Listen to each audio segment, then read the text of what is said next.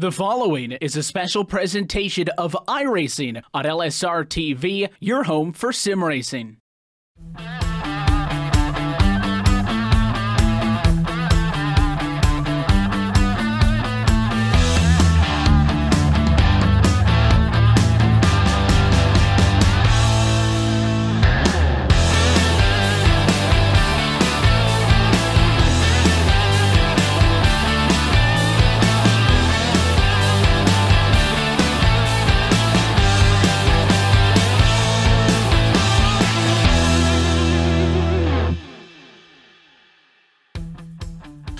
Good evening, sim racing fans, and welcome to the Tricky Triangle Pocono Raceway for the Atlantic Major Series Pocono 500. My name's Kelly Dahl. Alongside me is Trevin Valderrama and David Schildhaus. And as always, we have Cisco Scaramuza getting you the picture in the production booth. Last time we had the Major Series in these cars, it was the Indy 500, and that was just an amazing race. That race included some intense late race battling, and even the leaders banging wheels against each other on the last lap. Trevin, do you think this race is going to live up to that one? Oh, absolutely. You know, Indy cars here is such a good car track combo. I love when they come here in real life, and in the sim, these drivers just push the boundaries so much, and you know, we're dwindling down to the final races of the season, and people are just starting to get a little bit more hyped for the end of it and trying to get themselves into a position to contend for that championship spot. Well, speaking of the championship, we can take a quick look at the standings. Mike Kelly is still holding on to that points lead, and he's got his teammate, Riley Thompson, 74 points back. And after the pair of teammates, there's a sizable gap to the third place car of Thomas Peterson, and rounding out the top five in our point standings, that's Josh Kanata and Brandon Whitworth. And David, we saw Mike Kelly run extremely well at Indy, and in his interview, he said that his team was focusing more on the IndyCar races. So should we expect him and Riley to be the dominant cars and expect them to be running up front today? If the strategy was to focus on Indy cars, well, they look and find themselves in Indy cars here at Pocono. So if that's their focus point, then I would expect both of them to perform really well here today at the Tricky Triangle, as it were. And they should come out of here with a good points day. If that's where they're putting all their effort and time into, this should be a race that plays to their strengths. Well, as it runs right now in practice, Riley Thompson's sitting in 5th on the timing score sheet, and Mike Kelly, he's sitting a little far back down there, about 7/10 off the fastest time, but I don't know if he's really gotten the cleanest of laps at the moment. And really, it says, with Riley Thompson being up front, it says that they do have a good setup in the car, but maybe just Mike Kelly's just not showing his speed just yet. And that could be just he's waiting to show his hand in the actual race.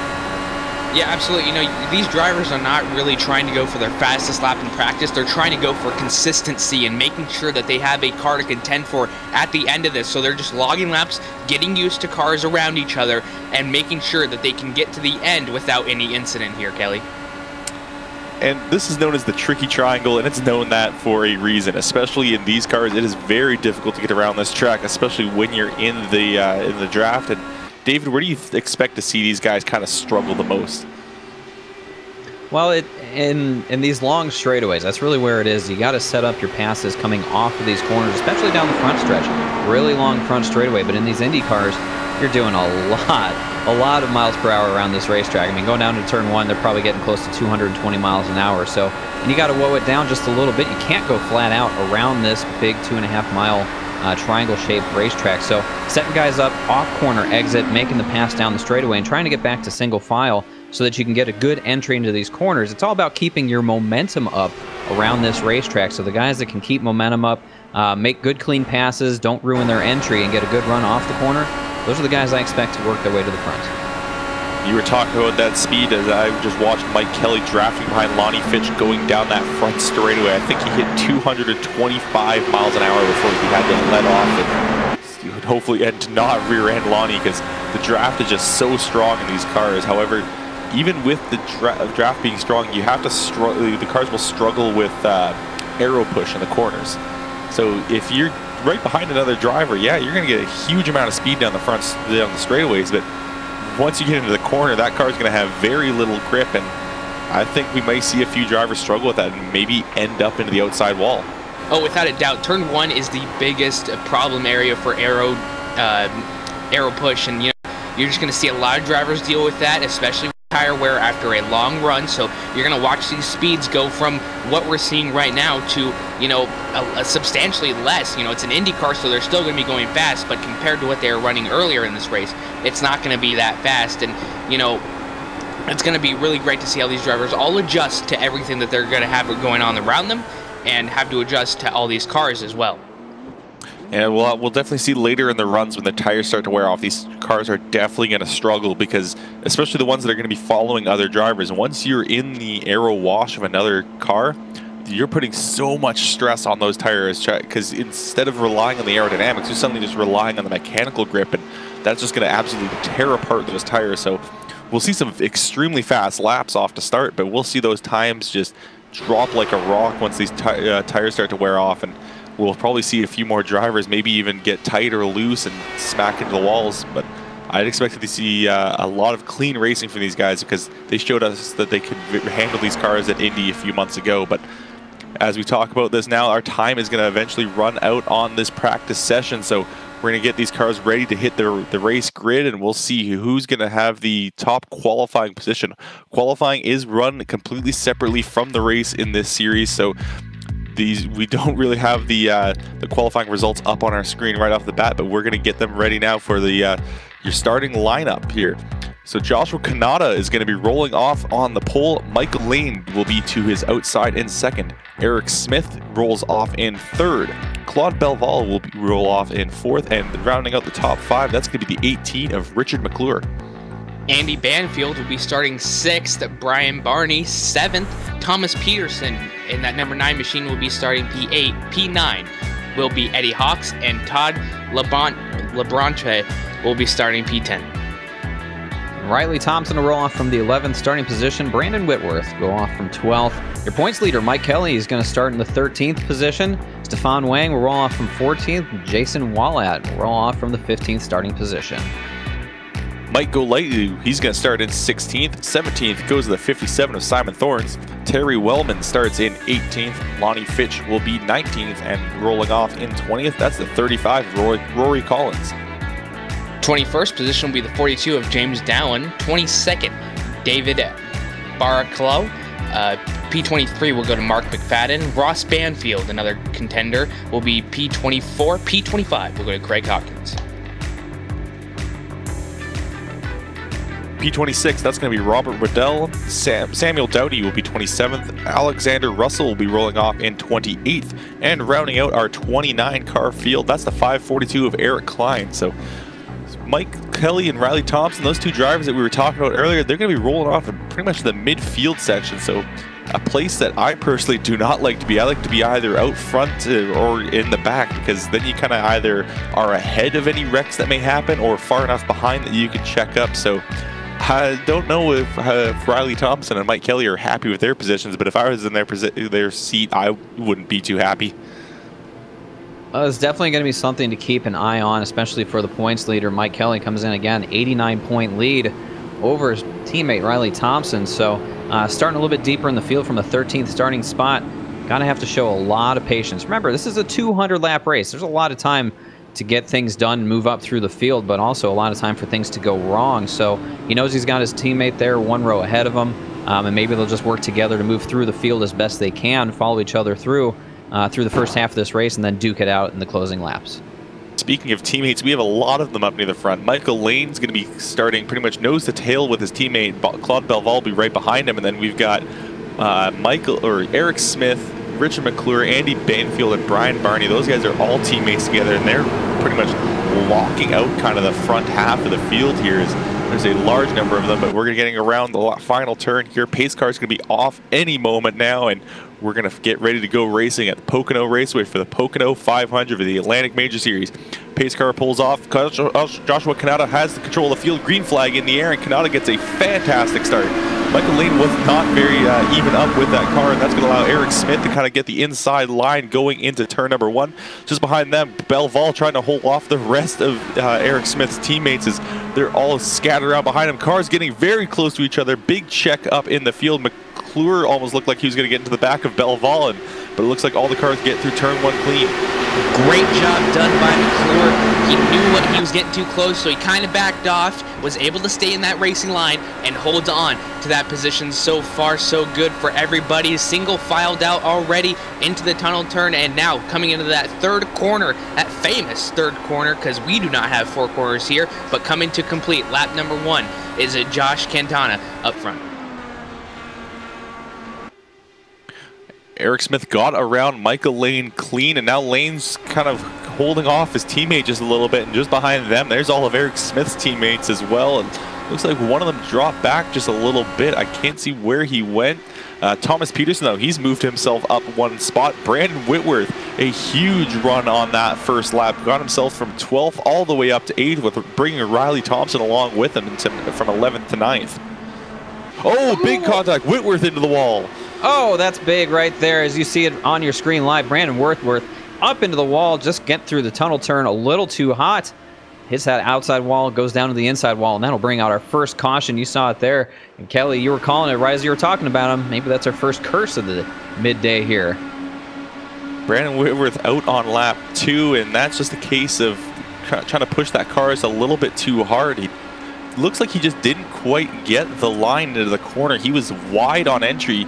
You see a lot of the guys will get down towards the yellow line of that tunnel turn, and he was almost a complete lane up, almost out of the tire groove there, and just had no grip in the car, smacked the wall. I don't know if Thompson got any damage. He might have clipped him, but definitely look. Actually, yes, Riley Thompson did get into him. So Thompson, actually, car is looking clean at the moment. So no, Riley Thompson somehow missed that car.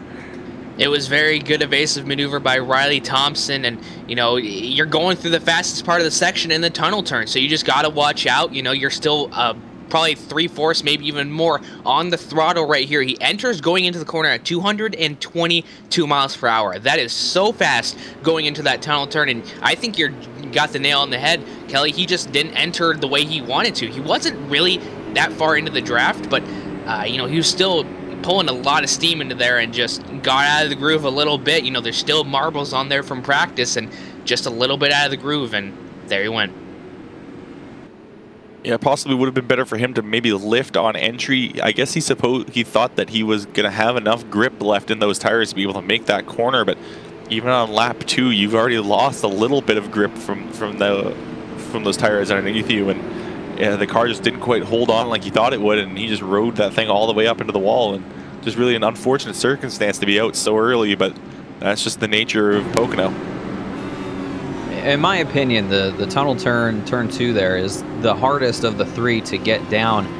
It's very easy to underestimate how much speed you need to lose in order to make that corner. It's a very fast, abrupt left-hand turn to get across there. Pretty shallow radius to get through that corner, and you carry just a little bit too much speed, you don't have enough room or enough time to bleed it off and make the rest of the corner, especially in these Indy cars going over 200 miles an hour. It's just a very fine edge to walk there to get through there successfully. And unfortunately, we saw our first victim of the tunnel turn there. Brandon Whitworth saw a good run, and way too early for him as he's out on lap 2. Yeah, as mentioned, he got himself up from 12th all the way up to 8th just in the first lap, and unfortunately, it seemed like he did have some speed in that race car, and if that didn't happen, he certainly could have seen that car going far today, but unfortunately, out very early on. But lights are out on the pace car. We're getting ready to get back to green, going through turn 2 right now.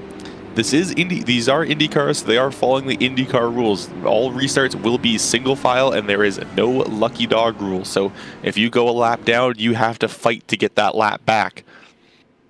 And that's really the hardest part about these Indy cars, you know, the series here, because you're going to be losing. Most cars will be losing a lap here today because we have such a big field, and you know, it's just going to be so hard for them to get a lap back because you just can't. It's really hard. You got to really work with strategy, but we'll see how they do with the rest of this race coming. Well, the field goes through turn 3 single file. Bit of a gap. Joshua Kanata's leading to the pace car. Looks like he's going to get ready to make a good jump once the pace car goes away. Pace car down to the way, and definitely Josh Kanata is right on the gas immediately and opening up a huge gap to Eric Smith, and Eric Smith as well getting a good gap to third place of Michael Lane. Looks like the field is getting away clean, but looking a bit further back in the field, looks like Thomas Peterson is getting passed by Brian Barney. Brian Barney going to the inside right off the bat, but slows way up to make sure he doesn't go up into Thomas Peterson. Eddie Hawks almost gets into the rear end of him, so a little bit of confusion back in the field as Brian Barney trying to make a move right off the drop of the green flag.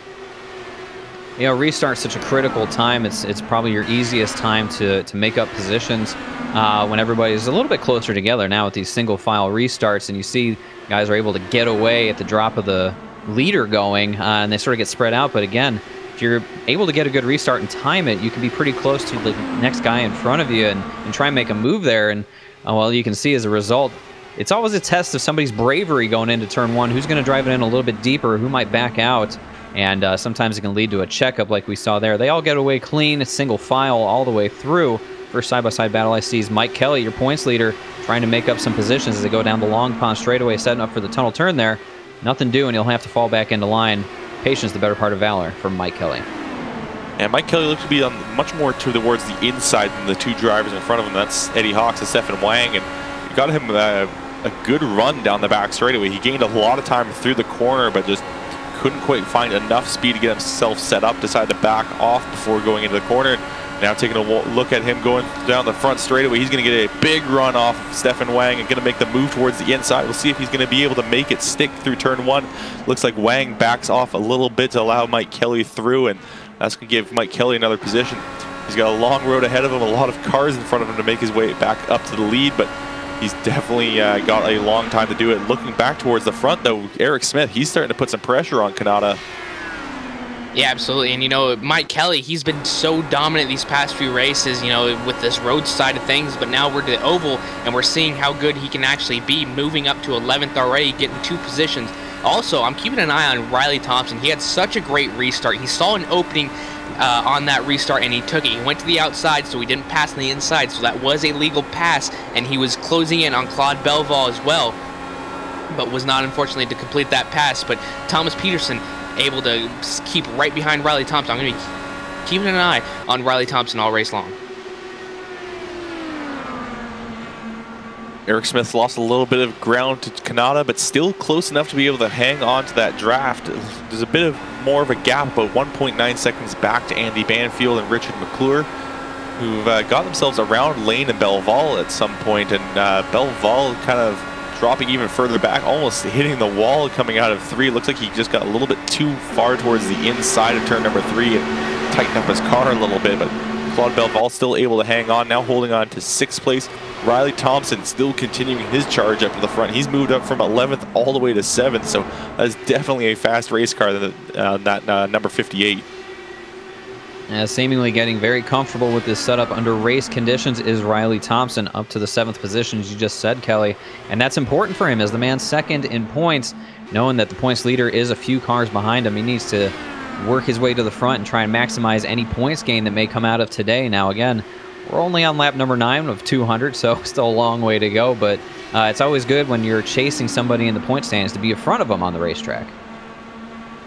Yeah, they are the 2 points leaders are teammates, but I could definitely see Riley Thompson being wanting to just get a little bit closer to his teammate in the point standings and maybe put a little bit of pressure on him late in the season. And I'm sure either one of them would be happy with either one of them winning the championship, but I think each one kind of wants it for themselves as well, as Riley Thompson continuing to close the gap on Claude Belval. Looks like he's not going to be happy with just 7th place. He wants another spot. Belval really slow after coming out of that 2nd turn, and that's going to allow Riley Thompson to get to his inside through turn number 3, and those cars are going to come really close as Thompson gets tight through 3, and that's going to allow Belval to hold on to that position. Thomas Peterson, though, is looking to capitalize on that checkup from Riley Thompson. He's going to go to the inside down the front straightaway and maybe have a chance to even go after Claude Belval coming out of turn number 1, but those 3 cars very tight together into turn number 1. What I've noticed about Pocono is that the really good passing areas for this track is turns 1 and turn 3. The tunnel turn is a really good turn to set someone up going into turn number 3, because if he gets out of line like we've seen already with Brandon Whitworth, you know, you see what happens already. So, you know, he just gets slowed down. Riley Thompson was able to take advantage of Claude Belval getting a little loose or getting a little out of shape in that tunnel turn, was able to take advantage of that, but Claude Belval was able to rebound and able to get back to that position. But now Riley Thompson needs to rebound and get back up there because he just lost his spot to Thomas Peterson. And Peterson's looking pretty steady as well, trying to get himself up a few more spots. A little bit wide coming off of turn number 1, but still getting a decent enough exit to keep himself ahead of Riley Thompson. And as you mentioned, I don't think Thompson's going to try to make the pass through turn number 2. He's going to try to set him up through the tunnel turn. Got pretty close through the tunnel turn, but had to back off, and he's not seeing himself get a move through. We got a car way slow up in front of them. Claude Belval just getting around Ross Banfield. Ross Banfield is running extremely slowly. That car looks to be okay. It doesn't look like it has any damage, but I don't know why he was so extremely slow in front of those other 3 cars. Some very tense moments and a horrible place to catch a car that's a little bit off the pace. Ross Banfield in the number 19, that American flag looking machine, way up the racetrack, way off the pace as well. Don't know if he's just not comfortable with the setup or he's got something bigger going on, but cars continue to work their way past him now. As your points leader, Mike Kelly is going to catch him in a very precarious position going into the tunnel turn. A lot of room given there. That's a nice professional, courteous piece of driving. So a tense moment, but everybody works their way through. No worse for the wear. A little bit of a shake-up there. Michael Lane in the 62 nearly tags the wall off of turn 3. Whoa, that was a close moment. I don't know. He might have grazed it. Well, I might have to get a closer look at that, but very, very close. And I think we see these guys, Kelly, now they're a little bit further into this run. The tires are wearing, and they're pushing it a little bit harder, and they're not able to get the same run, especially off the corner, and you can catch that outside wall as Michael Lane now makes a move to the inside to try and take over the 4th position from Andy Banfield, and he will do that. So move Michael Lane up to the 4th spot. A lot of cars trying to get around Ross Banfield, who's still running extremely slowly, and I cannot figure out why. That car looks to be clean, but he is running way off the pace, barely even getting that car over 200 miles an hour. And in an Indy car, if you're not touching 200 miles an hour, you're going extremely slow. As mentioned before this race started, these guys are getting about 225 down the front straightaway, and Ross Banfield running this slow is going to eventually cause some problems. We saw a few drivers, as they were trying to make passes, use Ross Banfield as a bit of a kind of a pick as they made the pass towards the inside and just kind of pin that other driver up behind the slower car. But I think if Ross Banfield doesn't figure out what's wrong with his car, there's going to be some problems because the closing speed is just going to be too intense, and eventually he might get caught up in something. And looking at his car, taking a lot of different camera angles, looking at his car, I can see that he must have tagged the wall, as we have a yellow flag on the racetrack, but he does have a little bit of damage on that right side. Trying to find out where this accident happened. It looks to be out of turn number 2 once again, and it looks like Mike Golightly. Okay, we're getting a replay up on your screen. It is Mike Golightly and David Barraclaw, who, as they go in through the tunnel turn, Barraclaw comes up off the bottom, gets into Golightly. Golightly goes into the wall. Those 2 drivers get into each other once more, and then that just sends Golightly spinning out down the short chute between turn 2 and turn 3. And a lot of drivers coming around the corner extremely fast, and thankfully it looks like everyone kind of got around Golightly in time. So it looks like to be just kind of a 2-car incident there, but that's going to take Mike Golightly pretty much out of this race. They do have 1 fast repair, so he will be able to get his car repaired and out there if he so wishes, but that is going to put him at least 1 lap down, maybe even more, which, knowing with IndyCar, it's very difficult to get those laps back. And just taking another look at it, riding with David Barraclaw in the 555, he got a good run off of 1 and was thinking to make a move down a tunnel turn, was hoping that Golightly was just going to lift and let him go. But as you see, David just got into the tunnel turn way too hot, goes up the racetrack, makes contact with the left rear of Golightly, and up into the wall they go. They come together 1 more time. Golightly definitely getting the worst of the wear for those 2. Barraclaw maybe getting away with not as much damage, but dang, that was kind of a bold move to make, and it just didn't work out. And now we'll maybe see these drivers come down for pit service. It wouldn't be too surprising that they'd want fresh tires just because the difference in speed. If we take a look at the lap times that Joshua Kanata's been running. He was running a 42.7 earlier on in the race, and now down to a 43.3. So about 0.6 of a second lost already with those tires. So I wouldn't be surprised if we saw them all come down the pit road and take 4 fresh tires and a full tank of fuel. Looks like he's kind of shading towards the inside coming off turn 3, and yet Joshua Kanata is going to lead the field down pit road for our first pit stops of the day. Yeah, absolutely. And coming down pit road right now, you know, a lot of drivers probably want to get some damage done that we've seen. Ross Banfield, another one of those that I expect to see wait on pit road a little bit longer when he does come down for service. But here we go, following this leader, the number 97, Joshua, finding his pit stall. You know, we talk a lot about little incidents that happen on pit road, so you have to get in very easily, and it appears that everybody does. We'll see what they do. I'm sure it's going to be 4 tires and Sunoco race fuel. And here they go off, and Joshua is going to still be our leader. Kelly? It looks like Ross Banfield didn't go down pit road. Mike O'Leary got out just ahead of the field. We also have Brandon Whitworth. He's going to get a lap back. Actually, possibly not. Eric Klein and Robert Waddell have both stayed out. So that has penned in a couple of lap cars, which I'm sure Whitworth is not going to be happy about. I think Whitworth was going to hope that he could get that lap back just by staying out and being ahead of the leaders and getting the wave around. So we'll have to wait and see if Klein and Waddell just decide to come down 1 lap later, or if those guys were trying to just stay out. And I don't think that's going to be a great idea. We saw the difference in speed just from the tire, or we heard about the difference in speed of the tires, about 0.7 for the race leader, and Robert Waddell and Eric Klein, if they decide to stay out, those cars are just going to be absolutely run over from the cars behind that have taken fresh tires.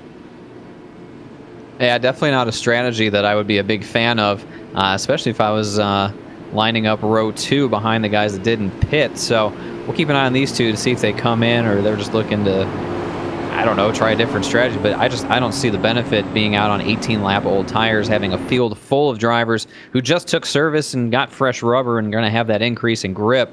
I don't think there's any track position that's worth it. But seemingly, Robert Waddell and Eric Klein are not subscribing to whatever I'm paying attention to. So they're going to stay out on the track, and that is going to make for one very interesting restart. But again, you know, to each their own as the lights go out on top of the pace car. Strategy is a big part of racing, and now these guys like Joshua Kanata, Eric Smith are going to have their work cut out for them to get by these cars. They're going to have a little less grip available. Now in front of Kanata is going to be 2 lap down cars in Mike O'Leary and Brandon Whitworth, and then we've got Eric Klein and Robert Waddell, and those are the 2 drivers that did not take tires. Remember that this is single file restarts, so these guys, it's going to be Robert Waddell and Eric Klein are going to be nose to tail instead of side by side at least. So maybe those drivers will be able to. Maybe the other drivers that have the faster tires will maybe find it a bit easier to get around them because they will be single file, but there's still a lot of cars in between our former leader and the front of the field now. Yeah, it's going to be really interesting to see. And, you know, the IndyCar Series does such a great job with restarts with single file. It really helps us get a little bit more separated out so we don't have incidents going into turn number 1. Drivers still like to get 5, even 6 wide here with the, you know, great length of this start-finish line area here at Pocono. But, you know, it's always such a great restart here. It's always such a great race here, and we're already seeing this 20 laps into this race. You know, we're starting to see how drivers are comparing themselves with these tires that have been used for 20 laps, and I'm really excited to see how this works out on this restart with Robert Waddell and Eric Klein. Well, it's definitely an ambitious move early on in the race, especially so early on, to stay out on older tires, but they are only 18 laps old, so they aren't going to be completely useless tires, but it is going to there's going to be a lack of speed, especially just how fast the fresh tires are compared. But lights are out on the pace car, get ready to go back to green. Pace car now down and away. Robert Waddell going to control this field, and he'll get the green flag now and get back underway. Not a great start from just behind him and Eric Klein. Brandon Whitworth having to kind of check up since he didn't really have anywhere to go. Now eyes will go to Joshua Kanata, see what he's going to do into turn 1, see if he's going to try to make a move on Golightly. Looks like he's going to back out at the moment, then dive to the inside, get right underneath Golightly, and Golightly nearly gets into that looked like Eric Smith, and now look at the Joshua Kanata splitting Eric Klein and Brandon Whitworth. He is wanting to just charge his way back up to the front of the field. He didn't want to get caught up for very long. And speaking of getting caught up, Eric Smith got caught up behind Brandon Whitworth. So that's going to open up a bit of a gap, and I think that's what Kanata was trying to avoid. Well, anyone that doubted the viability of new tires versus old tires, just pay attention to what Joshua Kanata did in one lap as he's about to completely consume Robert Waddell going into turn one. So he went from about 6th in line up to the lead as he works that yellow line, gets the great run off the corner, and you see the difference in grip right there. It just accelerates away. So put Joshua Kanata back to the lead. Didn't take him very long, as the yellow flag will fly once again. We'll find the source of our third caution here, but it appears we got one car upside down. Flip counts at 1. That's an ugly one. Trying to take a look at where this happened. I'm assuming it happened just out of turn 1, and it looks to be Rory Collins. Oh, actually, it's not. Rory Collins kind of just got caught up. It's Alexander Russell and Rory Collins. So going into turn 1, it looks like Russell just got his car a little bit too low, hit that yellow line, came back up in front of Collins, and that sent Collins cartwheeling and bouncing down the straightaway. So that's another 2-car incident, and you just cannot get this car underneath that yellow line. As soon as you get off of the banking, that car gets extremely loose and just completely upsets the balance of the car. Yeah, absolutely. And, you just got to keep that fine balance of flirting with that apron and, keeping it under you as you see him tap that apron and just gets, crushes right into him and, into the catch fence and then flipping. A lot of cars avoiding him narrowly. Great job done by all these drivers. That is one thing that's been somewhat surprising because of just how fast these cars are. You'd expect that it'd be hard for them to get away from an accident that's happening right in front of them, but it's pretty much so far, it's anyone that's been involved in a wreck, it's been with the 1 or 2 cars that have wrecked, and then everyone else has been able to somehow avoid them. Just probably because of the downforce these cars have, they can quickly react to what's happening in front of them and quickly dive out of the way, but you really haven't seen any major multi-car pileups. It's only just been 1 or 2 cars that have gotten into each other. It's accidents like that that make me glad it's just a sim, because that is not a pretty thing to see happen. And 2 cars involved, pretty heavy damage for both of them. Definitely Rory Collins getting the way worse end of that deal, and he was just sort of an innocent bystander. But, going into turn 1, it's very challenging, especially when you want to run that bottom portion of the track. You have so much wheel into it to keep it down on the bottom. You're running a very fine line right next to that yellow line for the apron. And again, as you pointed out, Kelly, you just barely touch it with the left front wheel. It'll get the left sides down there. It completely upsets the balance of these race cars. And at these speeds with that kind of downforce, there's no way you're getting it back. And you saw what happened. He just sort of tried to correct it and overcorrected it back to the right up into the path of Rory Collins. And unfortunately for Rory, that 35 car is in really bad condition. Well, as we go past the field's going into turn 1, we saw Waddell and Klein decide to come down pit road. So they decided that the track position was not worth it, and they weren't going to last up front very much longer after seeing what the fresh tires, the difference between old tires and fresh tires can do. Is Kanata just weaved his way through the field, just passing driver after driver, going from, like you said, 5th or 6th in line all the way up into 1st within the span of a single lap. So just the tire, you have to kind of stay on sequence with the rest of the field, really, because if you're caught out there with old tires compared to drivers with the new tires, you are just going to get eaten alive. Yeah, absolutely. With this IndyCar series, tires are such a big importance here at Pocono, at any kind of oval track, because you just go so fast and you're carrying so much speed into these corners that the tires just take such a beating. But they make such a great tire model here on iRacing, and it just makes for great racing week in, week out that we see these cars, and we see every single car on the Pack Major Series, because it's not just IndyCar that they are racing so many other car series. Next we're going to be at Knoxville with the sprint cars, so I'm really excited to see that one as well, Kelly. Yeah, we go over it pretty much every time we broadcast the series, but the point of this series is to find the best all-round driver. We've mentioned that they do oval, road, and really a bunch of cars that you wouldn't really expect. We saw earlier on in the series, or the season, we saw the Silver Crowns. with the Copper World Classic, and those are cars that aren't really raced too often in the service, so it's almost surprising to see those things out there with so many cars. But it was definitely a fantastic race to watch, and pretty much every one of these races have been fantastic to watch. These guys just put on a great show no matter what car they're in. Well, what better way to find an absolute overall champion than to put him in every kind of racing discipline available on the iRacing service? I mean, that's really a unique thing about this racing series, and I really do like that it's not the same kind of car over and over. We put them in different conditions to really test their skill and their ability to master all different kinds of racing disciplines. And so here, the Indy cars at a big oval like Pocono, throw them on dirt, Knoxville. The guys that win races and come out here with the championship can say they truly earned it in every way possible. And Knoxville will be the first, and I believe the only dirt course we have on the season.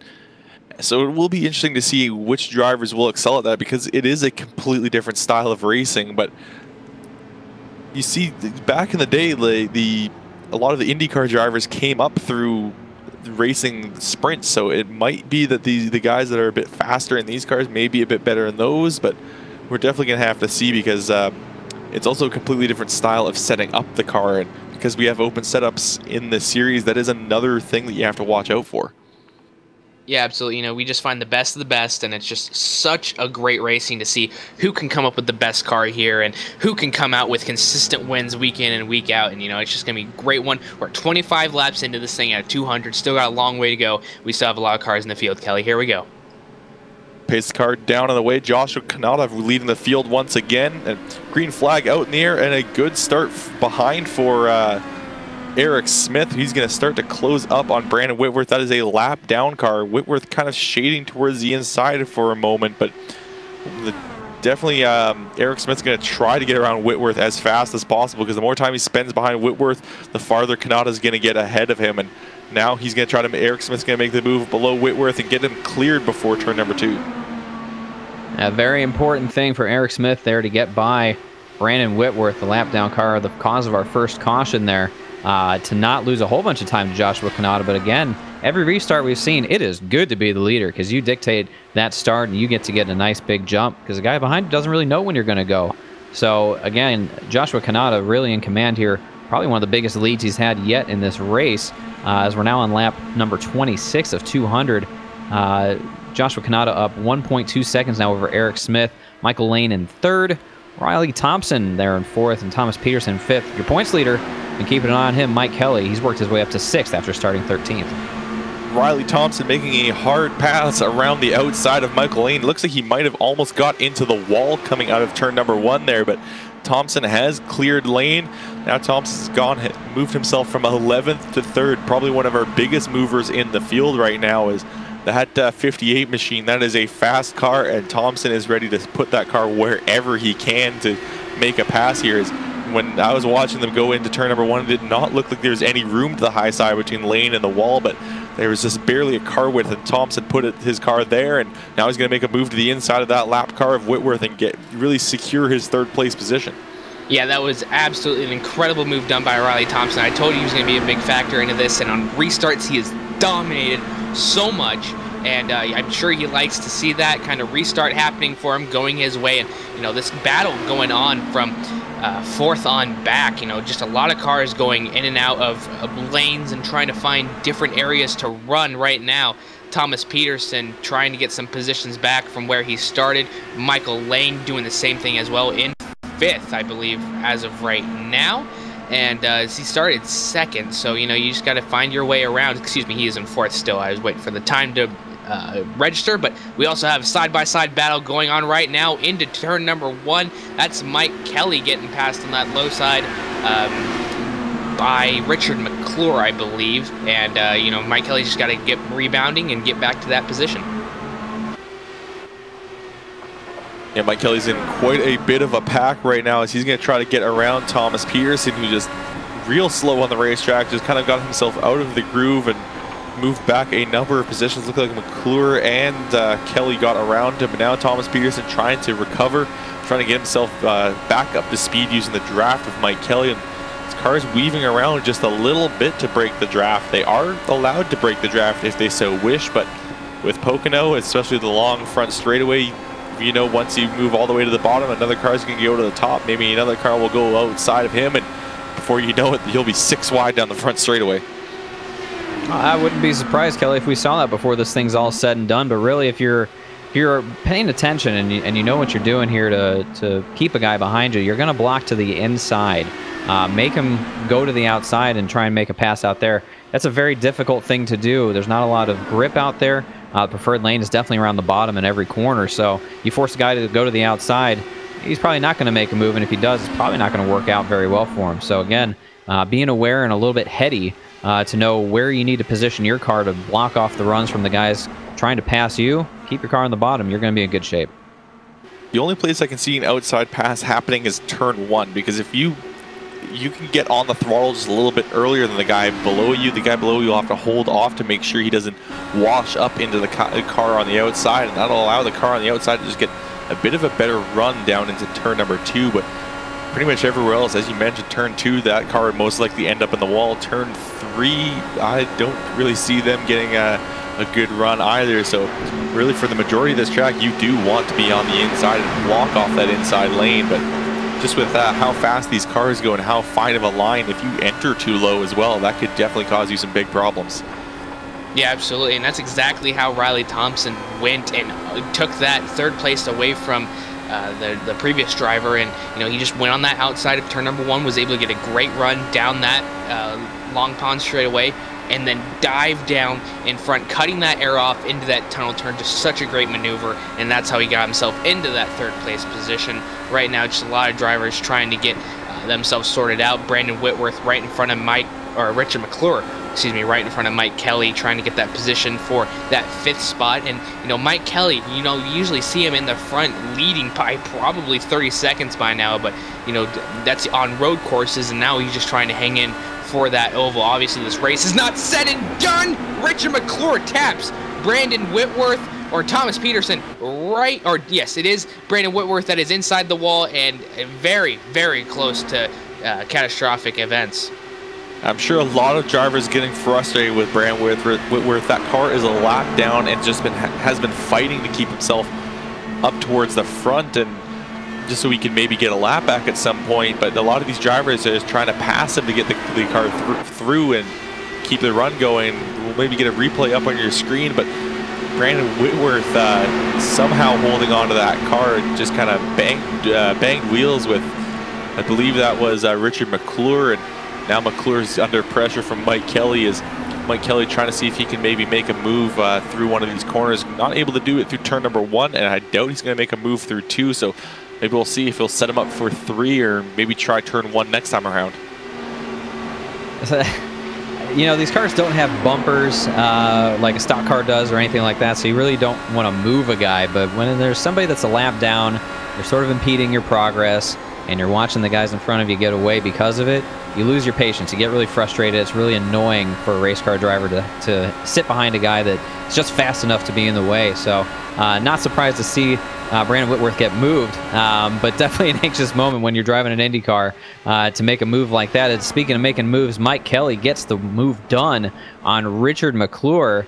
So Mike Kelly moving up the running order here, looking real good as he takes over that position. So moving to the front as your points leader, but you know, they might be Indy cars, but when push comes to shove, they're not afraid to push and shove. Yeah, we saw this at the Indy 500 as well, as the first 2 drivers banged wheels together on the final lap, and somehow they got away with it, and somehow these 2 drivers got away with it this time as McClure banged wheels with Whitworth. But now Mike Kelly's moved himself by. He's got himself in the top 5. So our 2 points leaders of Riley Thompson, Mike Kelly, 2 teammates that said they were focusing on the IndyCar races, have moved themselves from back in the field in 11th and 13th where they started, all the way up to 3rd and 5th respectively. So those 2 drivers definitely have some strong race cars. Now it looks like Thompson's going to chase down Smith, and he's putting some heavy pressure on that car as Riley Thompson looking to move himself into 2nd and start chasing down Kanata.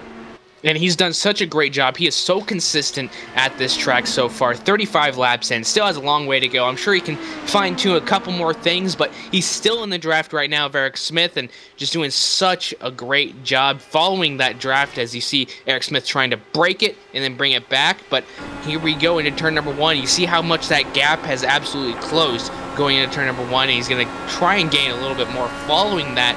Maybe trying to not follow it too close because he doesn't want that arrow push, but still gonna see what happens here in the tunnel turn, Kelly. Yeah, if you watch through turn number 1, Thompson was sitting just maybe about half a lane higher than Smith, trying to get a little bit of clean air over his front wing and keep that front end planted. But now he's closed up the gap through the long pond straight and through the tunnel turn, and now going through turn number 3, the gap opens a little bit, but watch for Thompson to get the draft on this long front straightaway, and now it looks like he's going to make the move towards the inside of turn number 1. So Eric Smith, Riley Thompson side by side into 1, and Eric Smith's just going to let him go and maybe try to counter attack coming onto the long pond straight as he dove down on the inside of that corner.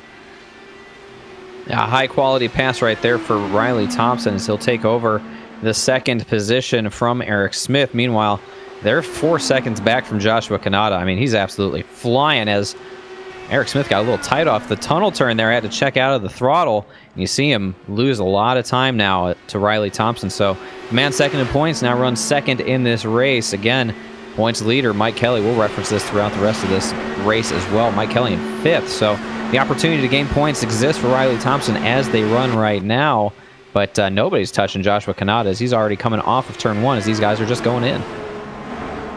Yeah, I'm trying to pull up the results right now from the Indy 500, but I believe it was a race between Kanata and...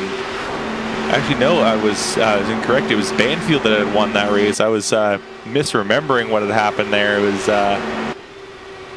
Actually, yeah, it was Banfield that won, but Kanata was definitely a driver that was up towards the front the entire time, and so we'll have to keep an eye on him as well throughout the race. I don't think Andy Banfield's still sitting back at about 8th place right now, and Kanata, he's opening up that gap. That is now a 4.8 second gap over Riley Thompson, and it's right now, unless another caution comes out, which I'm sure will happen at some point in this race, Kanata's just going to sit comfortably for now. Yeah, and you just got to make sure you're in the correct mindset of that long run coming to a fruition right now, because we're getting to the longest part of this race. A lot of drivers have separated themselves from anywhere from a second to 4 seconds, and drivers are doing such a great job just handling themselves, logging laps, trying to get to the end of this race as quick as possible, knowing that green flag pit stops could be in the back of their mind at some point coming up in the near future. It's going to get a little bit harder for these drivers to hold on to their cars with driving obviously a little bit faster than what they're used to, and we're going into the corner right now with 190 miles per hour. That's substantially lower than what we started with these tires. Yeah, looking back in the field, Eric Smith now starting to get caught by Michael Lane, and Lane's slowly closing that gap. Lane started in second, dropped back a little bit through the early parts of this race, and has been slowly clawing his way back up towards the front, and now chasing down Eric Smith. And Eric just doesn't seem to have the speed in his car once those tires wear off. He's fast in the early parts of the run, but now that he's worn off all that rubber, it's starting to look like that he's struggling in that car. So perhaps that car just isn't quite set up properly for these long runs. Well, there's definitely many ways to go about setting up a race car, but you can have some short run speed, but you're good. Everything's a compromise, and that's really the name of the game in racing, is a compromise. Do you want to be better on the short runs? Do you want to be better on the long runs? But whatever area you want to be have as your strength, the other side of that's going to be your weakness. And again, you can set up a vehicle, especially here at Pocono, to be better on one corner than the others. But seemingly Eric Smith's got it, well, mostly wrong for every corner, and no matter where they are on the run, especially in the later portions, as he's fallen back into the clutches of Michael Lane for that 4th position. He sort of moves over to break that draft a little bit, but I think all he's doing is just giving himself a stay of execution. It's only a matter of time until Michael Lane in that number 62 is going to take away that 3rd spot. There's also a lot of adjustments they can make to these cars inside the car during the run to maybe kind of free them up a little bit or tighten them up, depending on how this car is set up and how the tires wear. Like, they can adjust the anti-roll bars, and they can also adjust what's called the weight jacker, which changes the right rear ride height of this car. So there's a lot of things they can do to try to maybe make this car a little bit better on the long run. Michael Lane getting way to the inside of turn number 3 and trying to catch up to Smith, and Smith having another solid lap to keep himself ahead of Michael Lane. But Michael just needs to kind of really kind of maybe set up this pass. It looks like he's just been kind of trailing Smith instead of really getting ready to make a pass on him. And we've seen like really the #1 place to make a pass is just kind of get a good exit off of 3, draft down that long front straight, then make the move towards the inside. But we'll have to see if he's going to be able to set that up, because he also has to fight against this aero push of the car in front.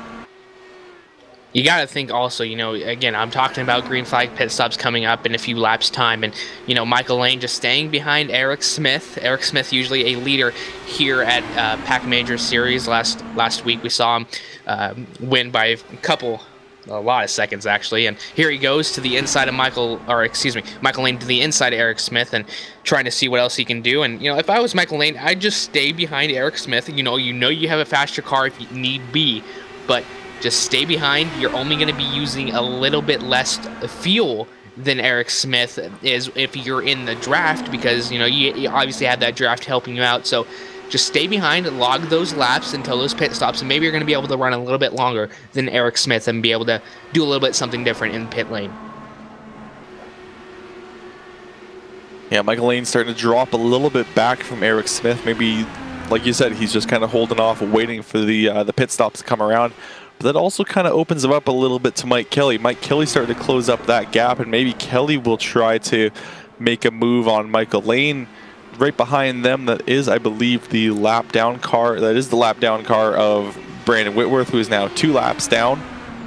So they don't have to worry about him too much. Mike Kelly now getting right up to the bumper of Michael Lane, and Michael Lane having to kind of get back on the throttle. Can't really hold off and wait for these pit stops any longer, because if he does, he is going to lose another spot to Mike Kelly. Oh, pit strategy might help some of these guys that are a little bit off the pace, but the guy I'm really going to be looking for is Mike Kelly, because he's seemingly working his way up through the field. He's going to make a move to the inside here to take over that 4th position as they go into turn 1. Michael Lane, I'm just going to check up and let him go here. Not going to fight him too hard, but that would have been my thought. I should have known better. Race car drivers always prove me wrong as he fights hard on the outside, side by side, down the long pond straight, not giving anything up to Mike Kelly, and I guess that's the treatment you get when you are the points leader. But he clears himself going to the tall turn and moves on. But I think Mike Kelly is going to look to try and employ maybe a little bit different pit strategy to make up some time on the track, whether that's an undercut, an overcut, I don't know. A lot of that's going to be dependent on what Joshua Kanata does, but being 9 seconds back from the lead, you got to do something, because you're not going to catch them on the racetrack as they're currently running. No, at the moment, I don't think anyone really has the speed to catch up to our race leader. And actually, speaking of, Kanata just came down pit road. So as we were trying to talk about pit strategy, Joshua Kanata has become the first one to come down pit road and looks to be the only one at the moment. I don't see any other race car. It looks like Eddie Hawks has come down, actually. But other than those 2 drivers, everyone else is still running around the racetrack. So now we'll have to keep an eye on Riley Thompson and see what he does next time around. He's coming through turn 3 right now, and he is going to stay out on the racetrack. So looks like Kanata out of everyone is actually trying to do an undercut. And this is when things start to get really interesting, because now we're in the green flag pit stop cycle. So you start to see what everybody's hand is and seeing when they're going to pit, what their strategy is going to be projected for the rest of this race if we have no cautions, which this is an IndyCar race at Pocono, so it's going to get a little bit difficult for these drivers. We'll see who can actually hold on to them. I like to think of this track as separating the boys from the men, because, you know, it takes such a hard driver to handle themselves under pressure and with these tire fall off as it is going at these speeds in turns 3 and turns 1. So, you know, you just got to make sure you're keeping it under them and see what happens. Well, Riley Thompson puts another lap in the books in the race lead, still staying out, and looks to be like, I don't know if anyone else has come down pit road. Actually, we do have one car that looked like to be there. They were going to be taking down. Looks Stefan Wang, Andy Banfield as well coming down pit road, but it looks like most other drivers are kind of in it for the long haul, and we'll have to see what strategy is going to work out for the best. If it's going to be that undercut strategy of Joshua Kanata, or maybe like Riley Thompson, where you just stay out there and keep running. Yeah, I'm very surprised. I'm going to admit, I am very surprised that Joshua Kanata took it upon himself to hit pit road when he did, and seemingly everyone just thumbed their nose at him and said, all right, great, good for you. We'll let you have it. But we got Riley now getting pit road as well. So I think these guys want to maybe stay out for a few extra laps, get a few extra laps of fuel in their bank, as Riley Thompson will work his way down to pit road to get his service. So I'm sure now, with Riley Thompson hitting pit road, that'll bring the rest of them pretty soon. Well, Simon Thorne seems to actually be the only other driver to take it as well, but it looks like Mike Kelly just called out that he's going to be pitting next time around. He's right behind Eric Smith, so you got to wonder if Smith's going to come along with him or if Eric is going to stay out for even longer. But I think if I were Eric Smith, I'd be coming down pit road this time. By Michael Lane's calling that he's pitting. Eric Smith actually is going to stay out with his team. Banfield has come down pit road last time by. So Eric Smith kind of just off on his own right now. Yeah, trying to find Michael Kelly is in. Trying to find the other driver. Michael Lane is also in. So these two drivers are in, watching pit road a little bit more now. And, you know, we're starting to see a lot more drivers come in and out. Everybody seems to be doing okay throughout this whole entire field. You know, if you make a mistake on pit road right now, it's a lot of time that you're going to be lost, because, you know, obviously 0 miles per hour compared to 220 is a little bit different on a speedway. So you just got to make sure you're in and out cleanly, Kelly. Yeah, of course, these pit stops are very critical, especially on these green flag stops. If it's on a yellow, if you make a mistake, okay, maybe you lose a spot. If you make a mistake on the track, just take a look at one of these cars. Count 1 second and see how much distance they move in 1 second. If you make a tiny mistake in the pit lane and lose 1, 2, maybe 3 seconds, or if you slide through your box and you have to spend a few seconds backing up into your box, that is a massive amount of distance on this track just because of how fast these cars are going. So these green flag stops have to be bang on, just laser precise. And now it looks like Eric Smith's going to be coming down pit road. Thomas Peterson as well. Claude Belval, we'll have to take a look at him. He's one of the last few drivers is not pit, so no, Claude Belval will now take over the race lead as he's decided to stay out for at least one more lap. So seemingly a couple of different schools of thought here when it comes to pit strategies. Eric Smith's the last of the real front runners. He was running inside the top 5 before the cycle began. Coming into pit road here at lap 53. So again, these guys start doing the math, trying to figure out the fuel mileage and where they're going to end up. But we'll see how the intervals look as this thing cycles out next time by. Claude Belval staying out on track, trying to eke a few more laps out of the fuel tank, so he could possibly go a little bit further in one of these later runs. But all eyes will fall back to Joshua Kanata and see where he cycles through now that we're mostly all the way done with these green flag pit stops. Well, here comes Belval down pit road. Looks to be he's one of the last drivers to take the pit. There's Lonnie Fitch as well. So now I believe the race lead will go back to Joshua Kanata. So things are shuffled up just a little bit. Jason Wallet is now going to be sitting in, I believe, second place. Riley Thompson now just a little bit behind Wallet, and I think Thompson is actually putting some pressure on Wallet as well. Actually, Thompson has cleared Jason Wallet. So now the race lead is Kanata, followed by Thompson about 4 seconds back. And great job done by everybody to get through these pit cycles. Now we're separated a little bit more for the race leads, and everything's going down just correctly. And we just implemented inside the iRacing service the blue line that these drivers have to wait for to actually pass, to just blend up on the racetrack. You can't just come out of pit lane and blend up, so you got to wait that little bit extra distance. It's right in front of turn 1. You're going to see it if you watch very closely, but they have to wait and then go up. So it's a little bit different for this. So loving that, and makes a little bit more great racing around this track, Kelly. Yeah, so someone that we didn't really have in the running up towards the front before this pit stop cycle was Jason Wallet, and somehow he has launched himself up towards the front with his stop, as he's now running up in third. Just got Eric Klein behind him, who is 1 lap down. And he's kind of got himself in between the teammates of Riley Thompson and Mike Kelly, and Mike Kelly's still trying to see if he can make a charge up towards the front, but Josh Kanata, his pit strategy, even though he pit way earlier than everyone else, it's worked out for him so far. But Riley Thompson does have a little bit fresher tires than him at this moment, so we'll have to see if Thompson maybe chops down on that lead a little bit. It looks like the gap, though, stayed about the same on those last laps.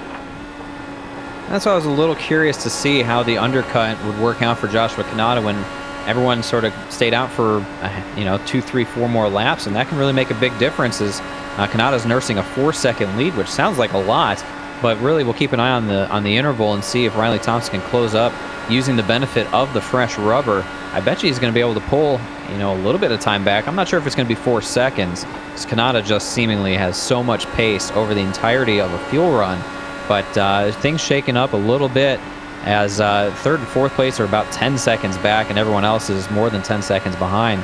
Eric Smith, the last really to pit there on that green flag cycle from the top 5, comes back out in 5th spot, but he's almost 13 seconds back. Actually, Jason Wallet just came down pit road, so I guess Wallet was staying out, so it wasn't that he had pit with everyone else. He just got himself into the mix by staying out for as long as possible. So now Mike Kelly has moved into third. He's got Eric Smith about 3 seconds back from him, and his own teammate about 5 seconds ahead. So kind of just in no man's land right there, as the lead group pack has kind of got themselves all spaced out. The only place we really see a lot of battling really is all the way back towards maybe 9th, 10th, 11th really, and 11th place is where we really have our first battle, where Lonnie Fitch is trying to get around Eddie Hawks. Yeah, and these drivers are doing a good job of just logging laps. We're past a quarter of a distance here at Pocono, so they had a little bit of a struggle within that first 15 laps or so, but they've got it under them. They have it under control now. They're logging laps, getting ready for everything to come later on, making sure that they do have a car, because we saw with Ross Banfield, even the slightest of taps against the wall will destroy your car and make you so much slower on the track. So they're just making sure they're careful and making sure that they have a car to contend with at the ending of this race. A lot of cars, as you mentioned, are spread apart, but Riley Thompson just went under 4 seconds against Joshua Cantana, so you just have to watch for that. We'll have to see if he can slowly close that gap. As mentioned, Kanata came down pit road a few laps before Thompson, which means that Kanata's on slightly older tires. So in theory, Thompson would be able to get a bit faster times, but we know that Kanata is a very fast driver in these cars, so we'll have to keep an eye on the gaps every time these guys cross the start-finish line, and see if maybe Thompson's going to be able to close up and eventually catch up to Josh Kanata. Well, the interval's coming down, and that's a good thing when you're Riley Thompson. You like seeing that, but it's still a long ways to go, especially on a big track like this. Seems like forever. But seemingly the only person that's able to make up time right now is Riley Thompson. So, if he's making up 2 to 3 tenths a lap, it's going to take him probably, 10, 15 laps to catch up to him. So maybe by the next green flag pit stop rolls around, Riley Thompson might be closer. But I bet you, if you're Joshua Kanata, you've made a mental note of the fact that your early pit stop really didn't help you out over the long run here. Well, as these guys continue to log laps, Joshua Kanata continues to lead by about 3.5 seconds. We're going to take a quick step aside and take a quick commercial break, but don't go anywhere. You're watching the Atlantic Major Series Pocono 500 on LSRTV.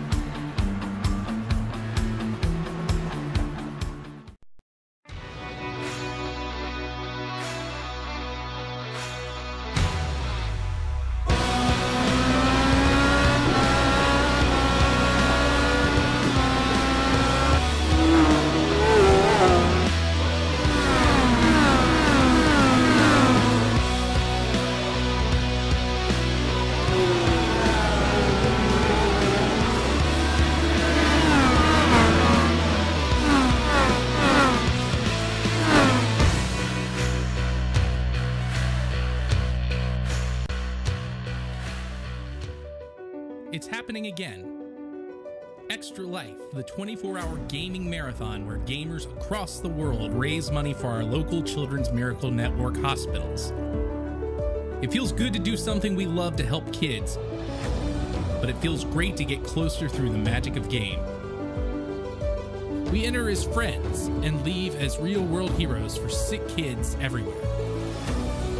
Sign up online. Extra Life. Play games. Heal kids.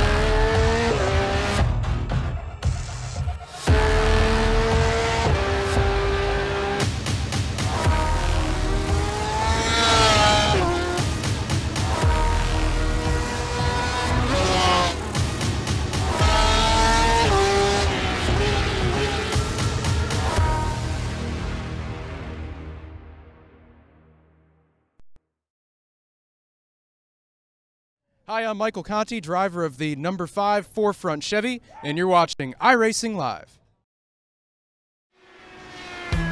Welcome back to the Pocono Raceway for the Atlantic Major Series Pocono 500, where Riley Thompson's still slowly catching up to Joshua Kanata, and Kanata had to check up for a lap car, and that's going to be huge in terms of this race for the lead. There's still a bit of there's still some cars that Thompson has to get by himself. He has to get through Wellman before he can chase down Kanata, but Kanata's kind of stuck up behind Dowen here, not able to make the move just yet, and that's going to hold him up and allow Thompson to get maybe just a little bit closer. But at this point now, it's come down to who's going to be the best in lap traffic. Yeah, absolutely. And, you know, you just got to make sure that you're just such a great driver here. You know, we've seen Riley Thompson catching up to Josh Katana, and he is basically there with him. And, you know, just watching these intervals going through the commercial is such an awesome sight to see. It go from 3 to 1, and it's great. Well, Thompson's gotten around the car of Terry Wellman, but at the same time, Kanata's gotten around Dowen. So now there's a bit of an open track ahead of Kanata until he gets up to Rory Collins. Now Riley Thompson, he's got to get through James Down before he can continue to chase down Kanata. And last time around, he actually lost 1/10 of a second to Kanata, just trying to battle with that lap traffic. So now let's take a look. It's going to allow him, he might be able to close up that gap just a little bit. Actually, no, he's going to lose another 1/10 that time around, but I was thinking maybe he could use the draft off of these lap cars to maybe catch up to Kanata a little bit, but at the moment, Kanata's just opening up that gap still. Well, I tell you, Kanata did not have an easy time getting through the lap traffic. They were not cutting him any breaks whatsoever. James Dowen certainly didn't move over for him, I think, as Kanata may have expected him to. So we'll see if Dowen puts up the same fight with Riley Thompson at this point, or if he simply will move over now that he is one lap down. But Riley Thompson's been making a great charge, using a little bit fresher rubber to get some time back. He was a little over 4 seconds back right before the commercial break. Now he's brought it down to about 2.5 seconds. Not a good lap for him there, as he lost about 0.3 off the leader. But you know, perhaps it's some games being played by Kanata as well, running a more even pace, knowing he's got a big lead to work with, so he doesn't have to push 100%. He can go 85, 90%, knowing that he's not going to lose a whole lot of time to Riley Thompson, who does have to push a little bit harder if he's going to eat into that gap. Well, looking throughout the field, we've got about 15 cars left on the lead lap, and everyone seems to be somewhat spaced out. And until we get to Michael Lane, who's all the way back in 12th after having just what I would assume would be a horrible pit stop, would put him back there because he was one of our faster cars, and now he's back in 12th trying to catch up to Eddie Hawks in 11th. But I do not know what happened to Michael. He had to have made some sort of mistake on that green flag stop, and if that's the case, that is just how much damage you can do to yourself if you just make that mistake on the pit lane during a green flag stop. And, you know, we talked about that as well. Michael Lane, you know, you just got to make sure that you have such a great pit stop because, you know, 1-2 seconds, it's so much track time on here when these cars are going this fast. And, you know, we're talking about Riley Thompson closing in on that number 97 machine, and he's doing such a great job. He's gained 0.5 seconds back from what he did have earlier. And, you know, 97 does know that he has a sizable gap compared to this. And, you know, with these cars at this track, it is a sizable gap when you get to 2 seconds or more. Now he's gained that 5 second or 0.5 seconds back. So I absolutely think that Quintana is doing a actual, you know, thing where he's playing with him a little bit because, you know, he needs to save those tires to make sure that he's good. Kanata doing such a great job going through every single quarter, making sure he doesn't use his tires up too quick, and wants to make sure that he can battle back if he sees Riley Thompson closing in on him. Yeah, we're still about another 10 laps or so, I would assume, from seeing Kanata come down pit road next time for another time, and depending on how good he feels about his tires, because last time he was able to make it to lap 47. However, he did have a few yellow flags in the mix there. Now from lap 47, it's now laps. He's just now finished lap 71. He's on 72. We haven't had any yellow flags just yet, so we'll maybe see him pull off another just maybe 10 or so. So maybe get him to about 82 or 84 maybe at the most. Then he maybe come down pit road. But we saw that last time Kanata was the earliest driver down pit road, and it somewhat worked out for him, somewhat didn't. It allowed Thompson to really close that gap up at first, but it's possible that he might try the short stop once again, or maybe he'll switch it up a little bit and try to run a little bit longer. I'll tell you what's not working for Riley Thompson right now, and that is his tires. He is probably exceeding the limit of grip almost every lap. I've been watching him, especially on corner exit, getting very, very close. Last time by through the tunnel turn, nearly smacked the outside wall as he was trying to figure out a way past Terry Wellman in the Red Bull number 11. But Riley Thompson doing everything he can just to hold on, but that gap we saw shrink down to under 2 seconds just a few laps ago has swelled back to nearly the 4-second mark where it was when the pit stop cycled out. So Joshua Kanata seemingly getting away with the undercut now as his car just continues to outperform everybody's on this long run. Riley Thompson made a good surge, but just hasn't been able to find the same speed that allowed him to close in for those couple of laps.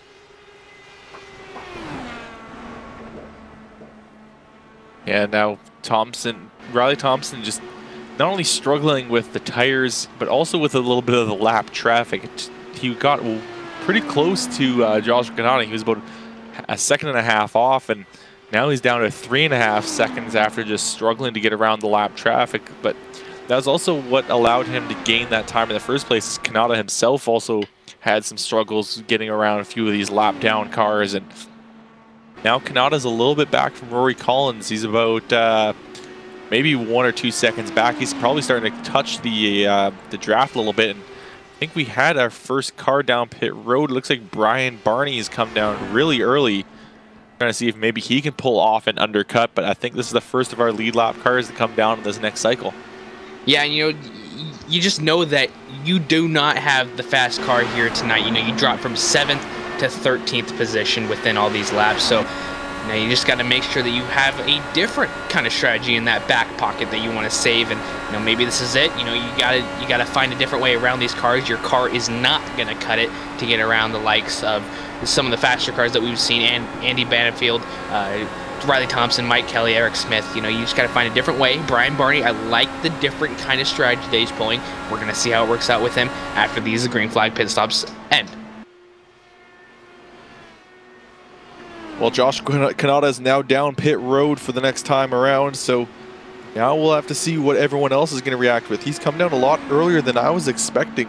Like I said, I was thinking he maybe come down around lap 82 or so, but he's now down here on lap 76, and we'll have to wonder at what the other drivers are going to do to react. Is Riley Thompson going to try to stay out for much longer like last time, or is Thompson going to come around and pit this time by? We'll have to see as Thompson comes around turn 3. He is going to stay out, so he's going to try to see if he can log some laps over Kanata. Kanata has finished off his pit stop, but now is back out onto the racetrack in front of David Barraclaw. So now the eyes kind of shift to Thompson and Kelly and a few of these other drivers, maybe Eric Smith as well. We'll have to wonder how these guys are going to react when they're going to come down for their next pit stop. Well, it's time to start counting laps because, again, Joshua Kanata with that, I guess you could call early pit stop, a few laps shorter than you were expecting, Kelly. It tells me that he's not even close to his fuel number yet, so he doesn't mind pitting a little bit early, doesn't feel the need to stretch the fuel tank out, as I think he ran less laps on this stint than he did on the previous stint under green. So Riley Thompson, I think, is going to stay committed to a number of laps that he wants to run that he thinks is going to allow him to possibly do this race maybe on one less pit stop after it's all said and done if this thing stays green. So if he can get a 3, 4, 5 more laps out of a fuel tank deeper into this race than Joshua Kanata, that could set up for an interesting finish. One yellow flag could definitely throw that all out the window, but as it seems, at least 2, maybe 3 different pit stop strategies working through the field right now, as we'll see Riley Thompson again as he works through turn 3 here. If he makes that turn onto pit road, I'd be surprised. I think he's probably going to go a few more laps. Yeah, we'll have to see. Actually, no, he is going to come down pit road, so of course, you mentioned that you think he's going to stay out, and of course he comes down pit road just to prove you wrong. But Riley Thompson coming down the pit road, but what was that, maybe 2 laps after, maybe 3 laps after we saw Kanata come down pit road, so we'll have to see where he's going to come out of pit road in relation to Kanata. Kanata right now just about to head into turn number 3. It's going to be interesting to see. Looks like Thompson slid a little bit deep into his box. I don't think this is going to be the fastest pit stop for him. No, absolutely not. We talk a lot about that again. And here comes Riley Thompson and trying to figure out where Kanata is going to slide in, and he's past him. He's gone through. He's into turn number 1 now. So Riley Thompson has a lot of ground to make up, Kelly. Yeah, it definitely looked like he was slid pretty far into his box when he came down for that stop, and it definitely didn't do any favors for him. Mike Kelly, though, Riley Thompson's teammate, he's now putting in a few laps as the leader. He's staying out much longer than his teammate. We'll have to see, is he going to come down pit road this time, or is he going to try that strategy that David was talking about here? Well, here we go. Michael Lane hitting pit road. Michael Golightly as well. We'll take a look back and see anyone else makes the turn to pit road. It's so easy to make a mistake on pit road, and it's such an easy way to end a good run. Here comes Mike Kelly to pit road. So seemingly, what was that, 3 or 4 laps after Joshua Kanata, Mike Kelly and Michael Lane make their way to the pit road. So those differing pit strategies, coming to play now, and seemingly everyone within a handful of laps coming in to hit their pit stop. But again, going back to the mistake made by Riley Thompson, get a good run going and then make a mistake on pit road, sliding too deep into the stall. That is absolutely killer. That'll put him even further back than he was before the pit stop for sure. Well, now Eric Smith takes over the race lead for the time being, and he's got a few drivers behind him. He's got Thomas Peterson putting a little bit of pressure on him, and got to wonder when he's going to come down pit road. We've seen a lot of drivers kind of just go in kind of 1 lap intervals. So going through turn 3 now, turn number 3 this time by, and Eric Smith is going to elect to stay out, as well as Thomas Peterson. So those are going to be your 1-2 for the time being. And gotta wonder how long those guys are going to run with these tires that they have underneath them. Yeah, and you know, it just gets so harder every single lap that you come down, because you know, you have cars with better tires behind you and cars with slower tires in front of you. So you know, you just gotta make sure you're playing your cards right. You gotta make sure that you're not gonna run out of gas if you do gamble a little bit more and stay out another lap. So you know, you're gonna have to watch. Eric Smith got a little bit too close to that wall right there, but we'll see if this works out for him in the long run. We still have over 100 laps to go here at Pocono. This is shaping up to be a great race as he bypasses again. We'll see what Thomas Peterson does as well. He's going to bypass that again. So it's just interesting to see how long they're going to be staying out for this, Kelly. Yeah, they've definitely got to be running much slower laps. Eric Smith last time around, he ran a 43.8, and he also got a couple 44 sprinkled in there as he dealt with traffic. And really, it's not too much of time lost compared to his last pit stop. He's been kind of hovering around the 43.4 spot. So it's all, Eric hasn't been putting down the fastest laps, which is maybe meant that his tires haven't hurt him all that much, but at the moment, he's still staying out. Going to go through turn 3 this time. He's going to stay low, so he is coming down pit road this time by Thomas Peterson, though. He's going to stay out, so now Thomas Peterson takes over the race lead.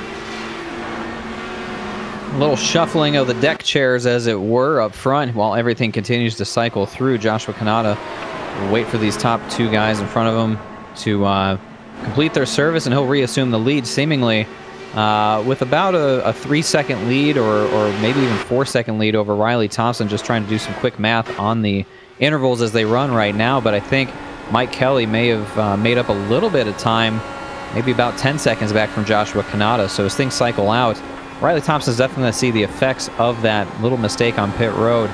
But again, I think Riley Thompson still has the opportunity to make some improvements the way he treats his tires over this run, make up some time on Joshua Kanata, and maybe bring that lead closer to the 1-second gap, and then trying to hold it there if he can. Well, Thomas Peterson has now come down pit road, so Joshua Kanata is going to take the lead back over again with caution out on the racetrack, and that's going to switch things up a little bit. Going to try to take a look and see who has brought out that yellow flag, but not seeing it at the moment. It looks like it might be Claude Belval coming through the tunnel turn. Just got way up out of the groove, smacked the inside wall, comes down, and absolutely head on into the inside safer barrier there. Reminiscent of Brandon Whitworth's accident back from lap number 2. So Claude Belval, who was had a good run going early in this race, seemingly things go in the opposite direction now, as he's had very hard impact as he'll wheel that machine damaged, limping down the pit road back to his pit stall. But I can't imagine he'll be getting very fast lap times out of that one. Well, he does have one faster pair if he hasn't used it so far, and the fact that he was able to bring it down pit road instead of taking a tow may help him out just a little bit. But now this is going to be interesting to see what how this is going to change up the race. Kanata's got the race lead. Pretty much everyone just came down to get pit service, so I don't know if we'll see anyone come down pit road under yellow, but this is going to group everyone back up once more, and maybe this will allow, I think Lonnie Fitch, I don't think he has come down pit road yet, so he's going to probably be the one to take a quick pit stop. But this might allow Riley Thompson to put some pressure on Kanata.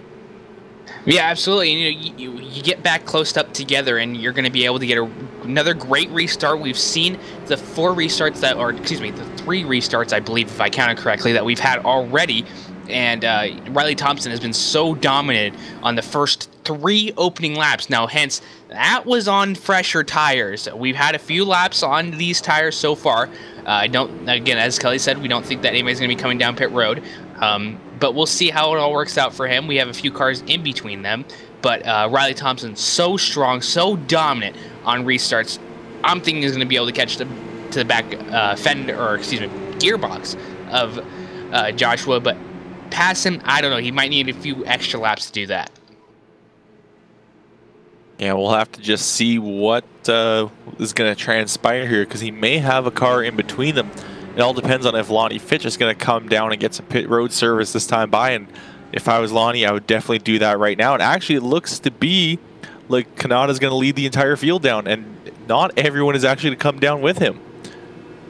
So that's going to shake things up. Riley Thompson to come with him, but Samuel Doughty, it looks like Todd Labronte, he's going to stay out. And it's mainly lap down cars that are staying out to try to get their laps back, at least it seems at the moment. But we've got a few of our leaders down pit road. I'm a little surprised to see that they'll elect to come back and service the vehicles once again after only running a handful of laps, but I guess a lot of that's predicated by Josh Kanata himself, making the decision that he had run more laps than anyone else during that little brief stint before the yellow flag, so might as well come in, take 4 fresh tires, top off the fuel, and reset the strategy, knowing that probably very low likelihood nobody else would follow him down, and that's exactly what happened. So kind of a freebie, a gimme, if you will, for Joshua Kanata, able to come in and get service. Riley Thompson and Thomas Peterson and everyone else would have been really foolish not to follow suit. I think Eric Smith is going to be our new lead lap car. There is a number of lap cars that are going to go wave around, and a number of lap cars that are also just going to be in the mix. Actually, Thomas Peterson. Thomas Peterson did stay out, so he's going to be our new leader. There's going to be 4, maybe 5, 6, 7, 8. A lot of lap cars in front of him that are going to get the wave around, but even behind him, there's a number of lap cars as well. So this next restart is just going to be very kind of jumbled up, as we'll have a few cars with some fresh tires, a few cars with a few lap, maybe 5 lap old tires, and some slower lap cars in the mix. So this next restart is definitely going to be one to watch. Yeah, and I'm sure these drivers are going to love pacing right now because it's been quite a few laps that we've had since the last caution. So it's been a long green flag run for these guys. So they like to catch their breath under this and, you know, like to get grouped back up because we've had, after that green flag pit stop, it was a long, you know, gaps between each other. So I'm sure they like to get bunched up again, you know, to some fresh set of eyes on there, if you will. And we're going to see how this works out for them. Well, lights are out on the pace car, and that's going to mean all these other cars that are lapped down, that are in front of the leader, are going to get their wave around, and hopefully we'll see them catch up to the tail end of the field before this field takes the green flag. And take a look. There goes Mark McFadden. Mike Golightly is going to get the wave next time, and now Thomas Peterson is going to catch up to our pace car. So Thomas Peterson's the new race leader.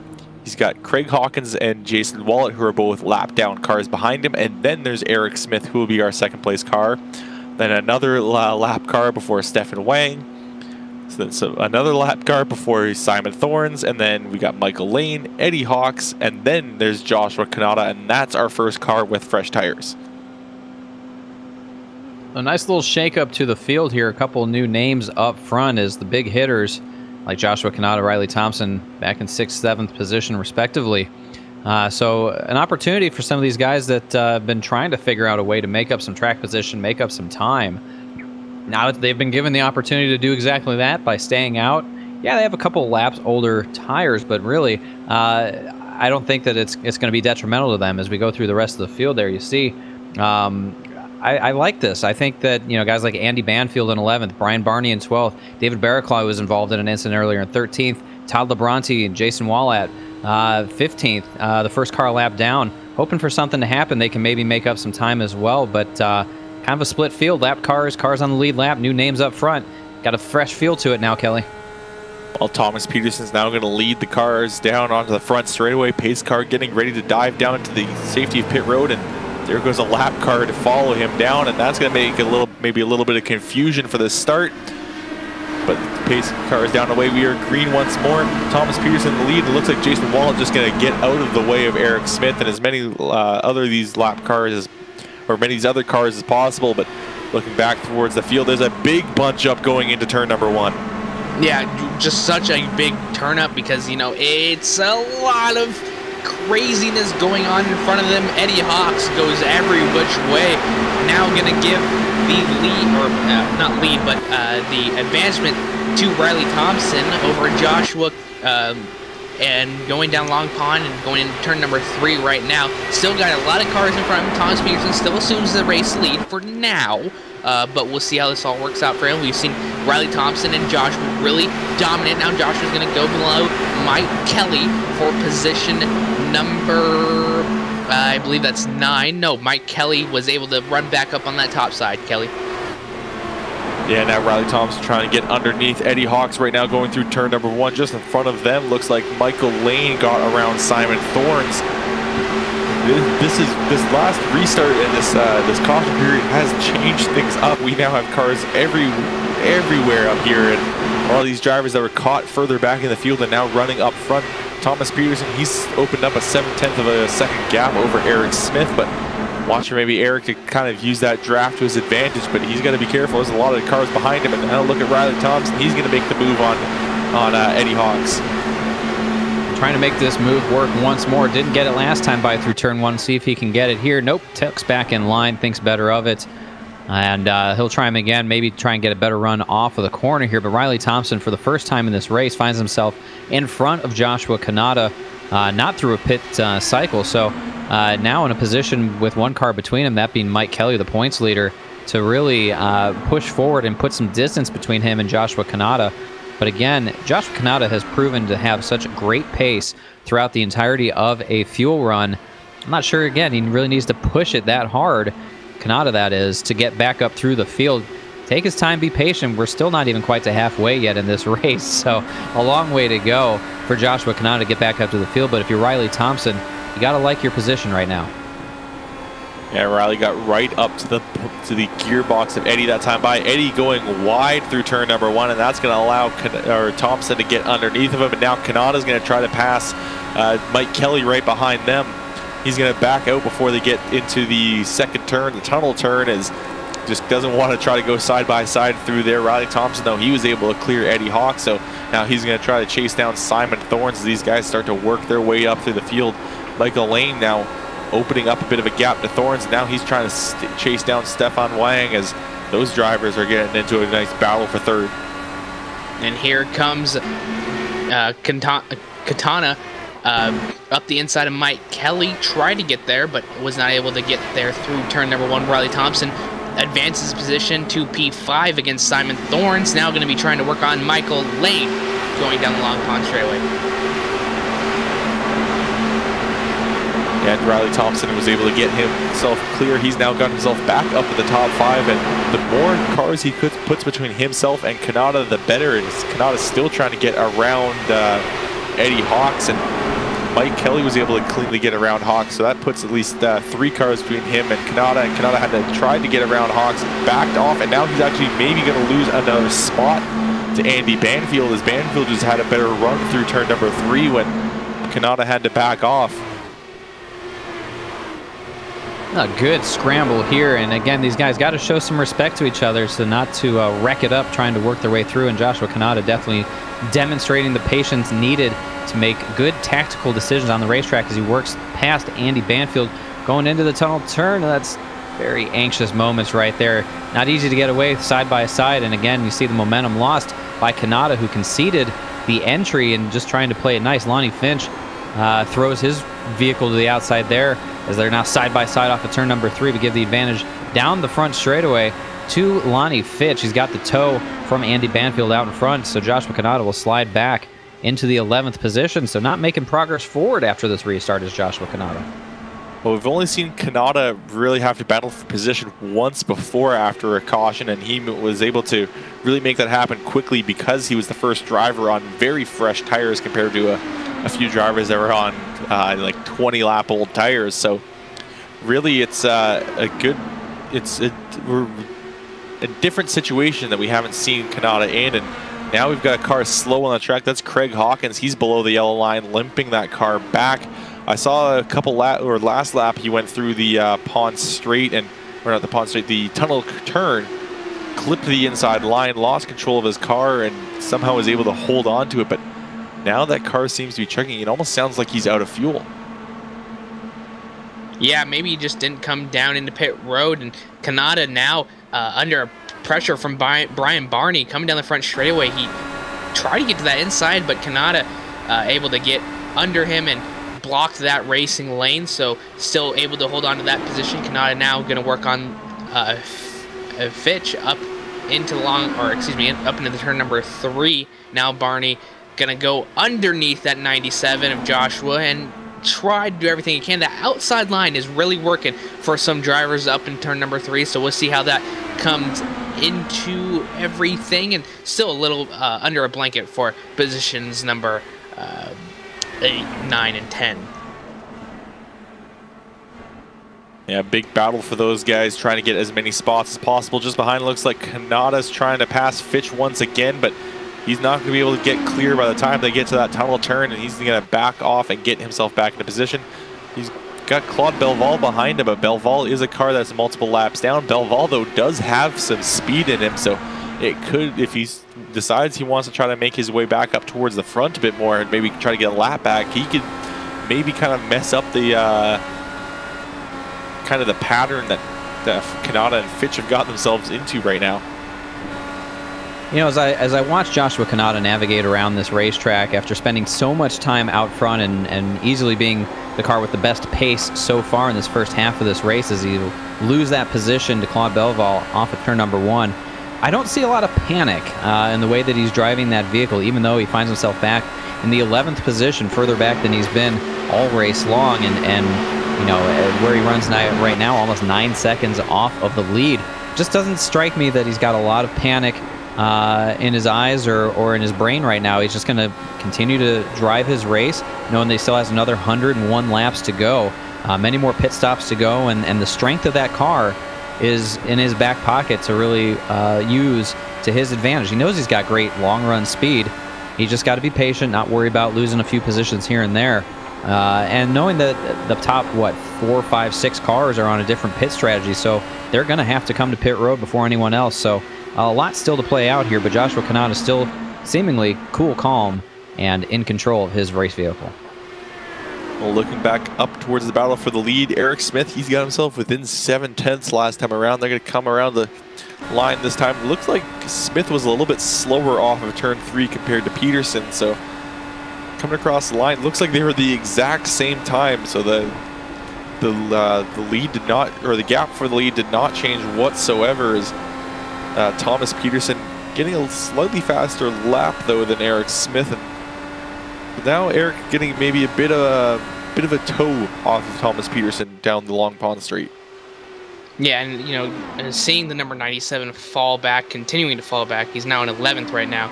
That restart just really did not work out in his favor, and you know, maybe a little bit different kind of strategy going on right now. And you know, now we're at the midway point of this race, so you know, you just gotta make sure that you're going to be there to contend for that end. There's still a lot left to go, and obviously Joshua has not been this far back this whole entire race, so it might be a whole entire different atmosphere for him, and still got a long way to go, guys. Well, as we cross the halfway point of tonight's race, let's take a look at our iRacing Midway Race Break, brought to you by iRacing, the leading online racing simulation. Developed from the beginning as a centralized racing and competition service, iRacing organizes, hosts, and officiates races on virtual tracks all around the world. In the fast-paced world of esports, iRacing is a one-stop shop for online racing, with officially sanctioned racing from NASCAR, IndyCar, IMSA, World of Outlaws, and many, many more.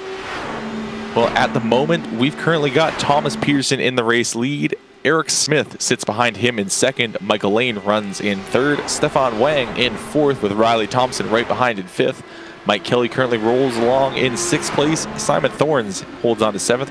Eddie Hawks in 8th. Ninth is Andy Banfield. Lonnie Fitch rounds out your top 10. Going to be Joshua Kanada in 11th. Started on the pole, but finds himself back in 11th. Brian Barney in 12th. Todd Labronte in 13th. David Barraclaw, the last driver on the lead lap, in 14th. First car lap down is going to be Brandon Whitworth in 15th. Mark McFadden. We also have Robert Waddell, Eric Klein, Jason Wallet, and James Dowan running in 20th. The last car one lap down. 2 laps down is Claude Belval in 21st position. 22nd will be Roy Collins. Starting 20th, he'll be currently 22nd. Mike Golightly will be 23rd. 24th will be Samuel Dowdy. 25th and 10 laps down will be Craig Hopkins. Terry Wellman, 26th position. 27th will go to Alexander Russell. 28th, Richard McClure. And rounding out your 29 IndyCar field, starting here today at Pocono Raceway, will be Ross Banfield. Well, that has been a look at your iRacing Midway Race Break. For more information on the wide variety of sim racing possibilities online, visit iRacing.com to sign up today.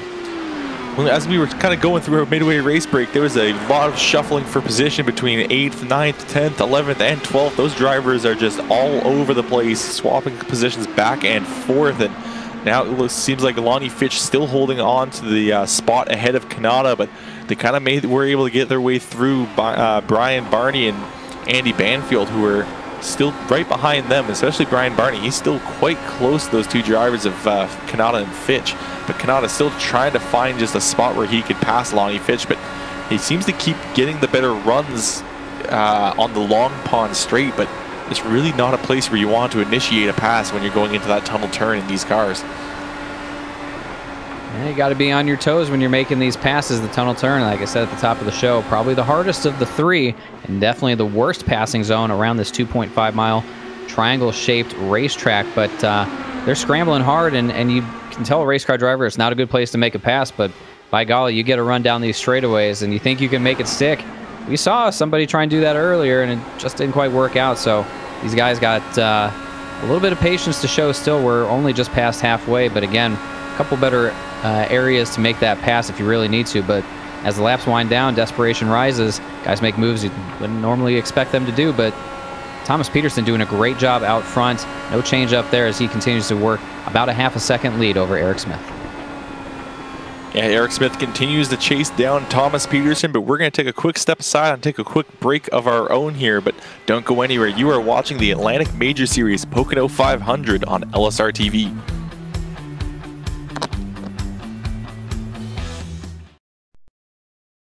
We're sitting here, and right behind you is the iconic 24 car, which everybody knows the history of that car prior to you getting in it, and now you're in it. But your path to get there, it was a little bit different than most. Yeah, I started racing on iRacing, which is kind of unique and very different than other guys start racing. You know, I didn't run go-karts as a kid. I didn't really grow up in a racing family, so I was just so passionate about racing in general. Hi, I'm Ryan Priest. I'm driving the number 20 JGR Toyota Xfinity car this weekend. Really great opportunity here at New Hampshire at my home track. Over the past 2 weeks, I've been on iRacing, practicing a little bit here and there with the modified and the NASCAR Xfinity cars, so it's been a lot of fun. It's been a great tool for me to kind of get used to that stock car body again and be prepared for the race today. Well, yeah, it's a mile long, so the draft kind of plays into effect here with the modifieds, punches a big hole in the air, and we run restrictor plates. Hi there. I'm Richard Jobling, Senior Software Engineer here at iRacing. I'd like to show you some of the work that we've been doing to improve the collision and the damage in our sim.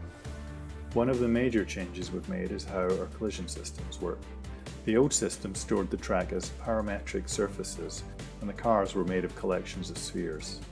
As the cars moved around the track, we would recompute planes using the track surfaces, and then test those against the spheres. This worked well for spheres, but was too specialized to adapt to our shapes.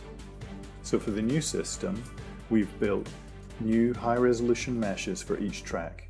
This is more efficient and gives us a lot more flexibility for the car shapes. The new mesh incorporates all the track features our guys work so hard to replicate. Things like curb geometry and changes in the surface material are all baked into the mesh. We've also taken our laser scan data and applied that to the mesh. And since the mesh is so high resolution, we capture all the detail that's necessary so that the tracks are just like the real thing. With our new mesh, we can now represent cars using smooth, convex hulls, which grouped together form the chassis, the bodywork, and all the other parts of the car. The new shapes are a much closer fit to the shape of the real car. During impacts, the shapes can deform according to the damage, and eventually they can break off as separate objects. All the parts, like wings, hoods, and wheels, can also hang from their joints, flapping and vibrating until they eventually snap off.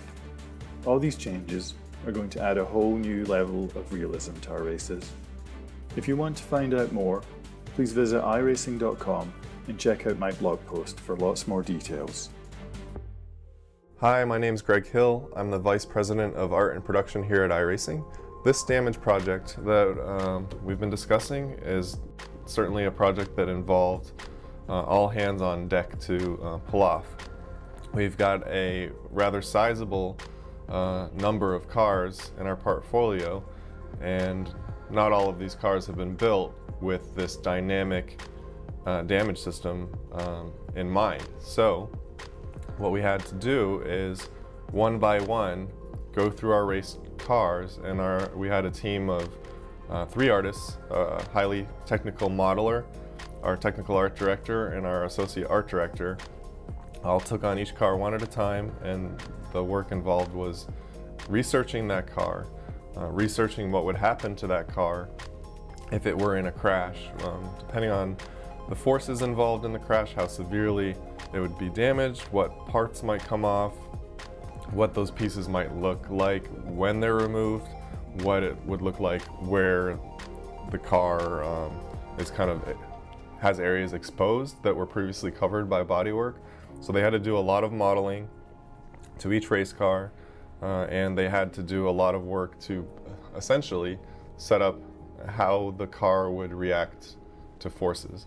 So essentially setting the strength of the materials. What kind of force would it take to rip off the side pod, for example? Or under what circumstances would this nose cone get ripped off of a car? Or under which would it remain, but just be badly damaged?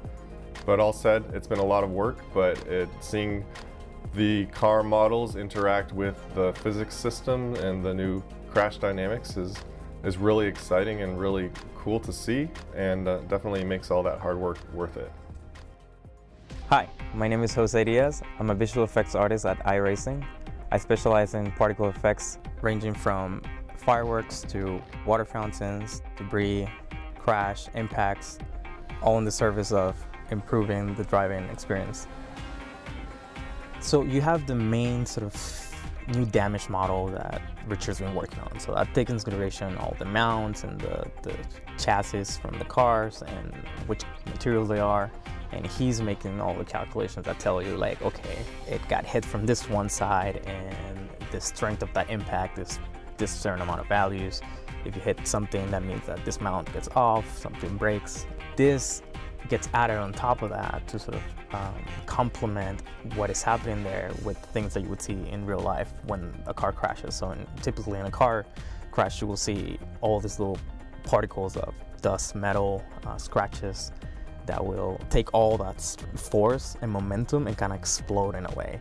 And it's all being driven by how fast the car was coming, how hard the impact was against what. That will give you that sense of like, man, that person really crashed hard, or oh, it was just a small bump. Hi, my name is Chris Lurch. I'm one of the vehicle. Welcome back to Pocono Raceway for the Atlantic Major Series Pocono 500, where Thomas Peterson continues to lead. And we're starting to get into our pit stops here. Mike Kelly came down last time around. Now he's trying to get himself back up to speed with a little bit of lap traffic in his way.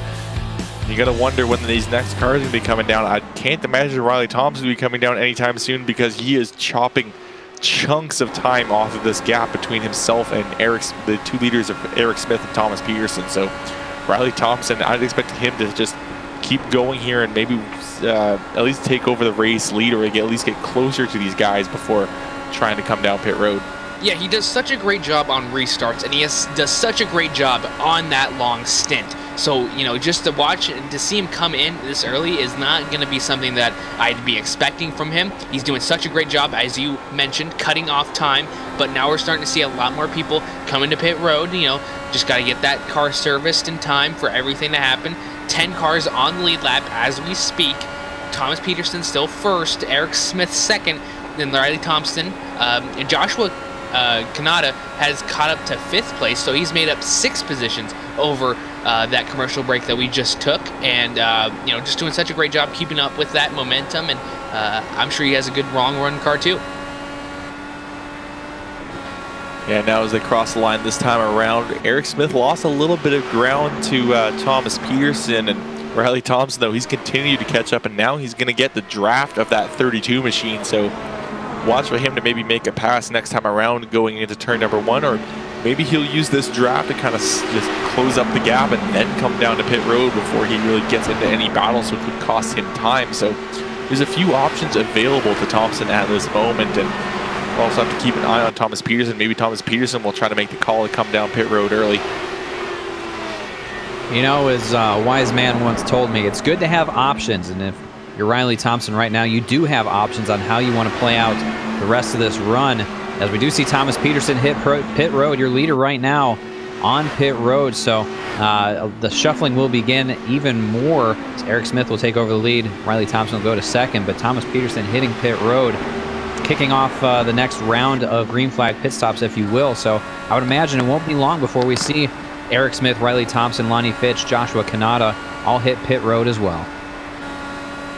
Yeah, now they've got some lap traffic in front of Eric Smith as well. That car is really slow on the racing line. That's James Dowan, and he did not have very much speed going through the tunnel corner there, and that nearly caused some problems for Eric Smith, who had to kind of go a little bit wide off of the corner. Now Smith's going to come down pit road.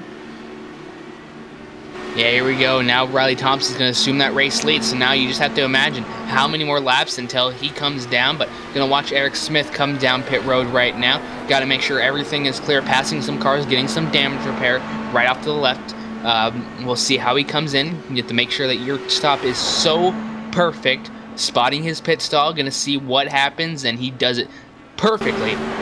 Going to go up on the jacks, get 4 fresh Firestone tires and some Sunoco racing fuel, and then going to be popped right back out. They do such a great job in pit stops here. You know, you just got to make sure that you're doing everything that you can. Joshua Quintana doing his pit stops as well, so we'll see how they cycle out. But we also have to keep in mind those other 2 drivers of Thomas Peterson and Eric Smith, they did not pit last time we had a caution. So they were on a little bit older tires and a little bit less fuel compared to some of these other guys that came down last time around. So I'd expect Riley Thompson to be able to go just a number of laps farther than Eric Smith was able to go. Yeah, Riley Thompson seems to be the driver that has pushed the fuel run the furthest out of everybody. Joshua Kanata definitely was doing some short pitting, or shorter pitting, I guess you could say, comparatively to Riley Thompson. So now Riley Thompson in front as the leader for the first time today. We'll see how he manages his position right now with 120 laps on the board, 80 laps to go. It should be, you know, all hands on deck for the pit crew. I would imagine he's got to come in soon, because when you stay out on those older tires, you do lose a lot of time. And here we see Riley Thompson on pit road himself as I'm saying that. So he'll head to the attention of his pit crew, get 4 fresh tires, fill up on fuel, and get set for this next run.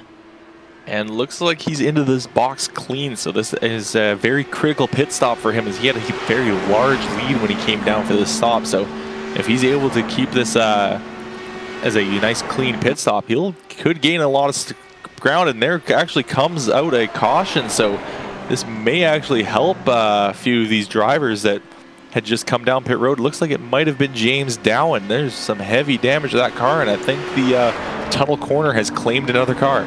Yeah, we see a lot of that incidents happening today in the tunnel turn. I think this is our 3rd one of the night here in the tunnel turn. So, you know, claiming a lot of victims. We talk about them. This is the fastest part of the track. You know, you just got to make sure you enter correctly there, and obviously that driver didn't, and he got up into the wall a little bit. No, actually it was James Dowan, again, slow on the racing line and just was in the way of David Barraclaw, who had nowhere really to go. He did not know where James Dowan was wanting to be, and kind of got into the rear end of them. That sent Dowan up into the wall, spinning around, and surprisingly Barraclaw was able to keep going, and I think he's going to definitely have some damage to that front end, but it's not going to be too much for him. He could just quickly replace that front wing and keep going. So but this is going to change things up. Now we've got Michael Lane in the front, and I don't believe he's pit. Mike Kelly as well, and then there's Riley Thompson, who is ahead of Thomas Peterson and Eric Smith, but there is still a number of drivers that had not come down pit road yet. Yeah, a yellow flag in the middle of a green flag pit cycle always jumbles things up quite a bit. And a couple guys that stayed out, like Michael Lane and Mike Kelly, are going to be able to hit pit road under yellow circumstances, and they'll fall to the back. I don't think we'll see anybody else that did pit come back down like we did at the last caution. So I believe Riley Thompson will inherit the lead and restart as the leader when it's all said and done. But big break for guys like Stefan Wang and Joshua Kanata. They're able to close up and make up some of that gap. Kanata especially, as we've seen him up front so much in this race, but he was back about 13 seconds from the lead before the yellow flag. So he'll get a little bit closer to the front, and I bet you we won't see him be as patient or lenient with people now that he has to put the throttle down and make his way back through the field. Mike Kelly staying out. He did come down pit road earlier on. He was, I think, our first driver to come down pit road, so he's going to be on slightly older tires when compared to his teammate Riley Thompson, but he is able to stay out for the time being. Looks like we have Eric Smith staying out as well. Michael Lane's down pit road. Brian Barney staying out. Kanata staying out. Lonnie Fitch staying out. Wang's down pit road. But it looks like a lot of drivers have elected to stay out instead of coming down this time. Yeah, and you know, you just gotta think about what kind of track position you're gonna have. Obviously, we were during the green flag pit cycle, so you know, just 1 or 2 laps were on the tires, and you know, you just gotta think about track position because we are dwindling down. We have gone from counting up to counting down. I don't know how many exactly laps we have left because I'm not good at math, but I know that it's under 100 laps. I know that we're about to get to almost to 3/4 distance, and you know, it's going to be a great race to the finish, and we're just really excited to see Riley Thompson obviously second, Kanata, our pole sitter, at 7th place. So we'll see how this works out for both of them going forward.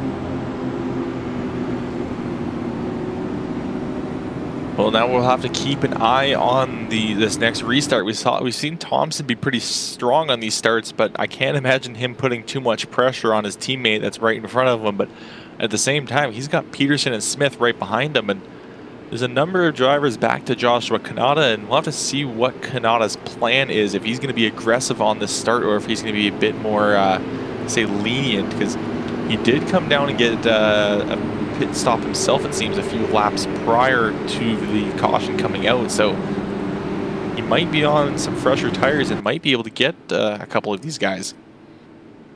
If I'm Joshua Kanata right now, I'm on the attack. I'm pushing harder than I did on the last restart because he lost positions, and he can't afford to do that now when he's back in the 7th position.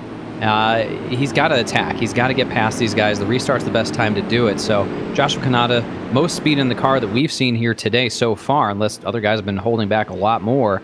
He's got to put himself out there, make some riskier moves to work his way up to the front, because we're only going to have 75 laps to go on this restart. Pace lights out on top, or the lights are out on top of the pace car, I should say. So 75 laps when we get the restart. No time to lose for Joshua Kanata. No, Kanata's going to have to go right off the drop of the green. Lights are out on the pace car as these cars continue to go around this track. They're going through turn 1 right now, so it's still a long time before we get back into green. And for these drivers, it's going to seem like an eternity after pulling 43-second laps. Now they're doing 2-minute laps as they just want to get right back to racing and right back to being able to try to improve their positions. As Mike Kelly, our points leader, still sitting in the race lead right now, followed by his teammate, who's not only just 2nd place in this race, he's also 2nd place in the point standing. So for these two drivers, this is exactly where they want to be to kind of almost secure their place as we go into the final few races of this season. Yeah, and you know, Mike Kelly's just been doing such a great job, along with Eric Smith. Both of them I really see dominating the races that we have on tap. But you know, looking at the standings, Mike Kelly and Riley Thompson, you know, they're both 1-2 right now. That's how they are in the championship standings. Very funny to see that, but we'll see how they continue to battle it out, because really these are our 2 contenders that we have with about 4 races to go here, Kelly. Well, they now go through turn 3, and we'll get ready to see what Mike Kelly does on this restart, because we haven't seen him be up front for one of these starts yet. He's hanging a bit back from the pace car, and maybe you're going to see if he can get a jump. Pace car is down and away, and he gets right on the throttle, so a good jump from him, and I'm sure he communicated that back to his teammate, because they have opened up quite a sizable gap right off the bat to Thomas Peterson. Yeah, nice little jump for Mike Kelly. He's got the teammate behind him, so he can tell him, hey, buddy, I'm going in 3, 2, 1, and off they go. open up a nice little gap over Thomas Peterson there in third. So Mike Kelly finds himself out front. Riley Thompson right behind him as they run into the point stands. But look at this run Thompson gets down the Long Pond straightaway. Late move into the tunnel turn. Side by side they go. Oh my goodness, that was close for teammates. I'm telling you. They might be teammates on paper, but they are getting after it just like normal competitors, and that's what you like to see. But Mike Kelly holds on to the lead as he'll come back around to complete this first lap after the restart. Also, Thomas Peterson under attack from Eric Smith. A change for third underway there, but Peterson's going to hold on. Well, Riley Thompson now getting the run down the front straightaway, and this is the pass we've seen pulled many times before going into turn one, just using that draft to slingshot pass before making the move, and that's what's allowed Thompson to get this race lead back. Now watch for Mike Kelly. I don't think he's going to try to make a move just yet into the tunnel turn, but he's going to get right up to the gearbox of Riley Thompson. So watch for him to maybe set up and maybe try to pull that same exact move that Thompson just pulled as they go towards turn one next time. And you have to think about leading this race, because obviously you're not going to have any drafting in front of you, so you have to keep your foot on that pedal, and that's going to use a lot more gas. Right now, Mike Kelly can just, hold back, sit back a little bit, use less gas because he's going to be less harder on that foot. But still, at the same time, you have Riley Thompson fighting a little bit harder, trying to pull away from Mike Kelly, so he's going to be using his tires up at the same time.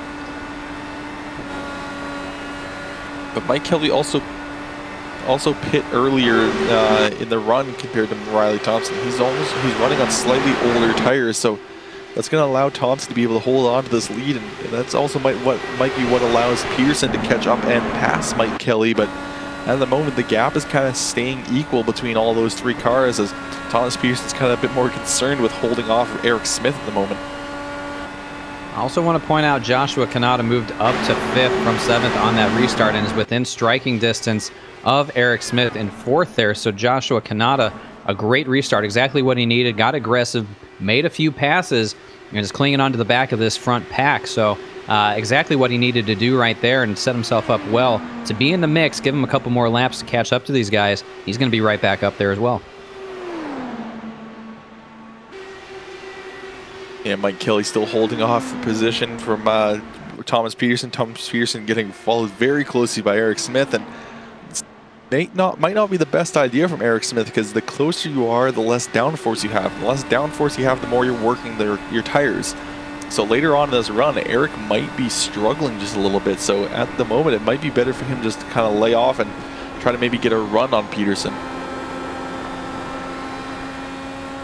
Yeah, and watching Riley Thompson continue to do a little bit of a gap right there. Thomas Peterson still in the wake of Mike Kelly right now, so we'll see how this goes down through the tunnel turn. We saw Riley Thompson be very aggressive in the tunnel turn.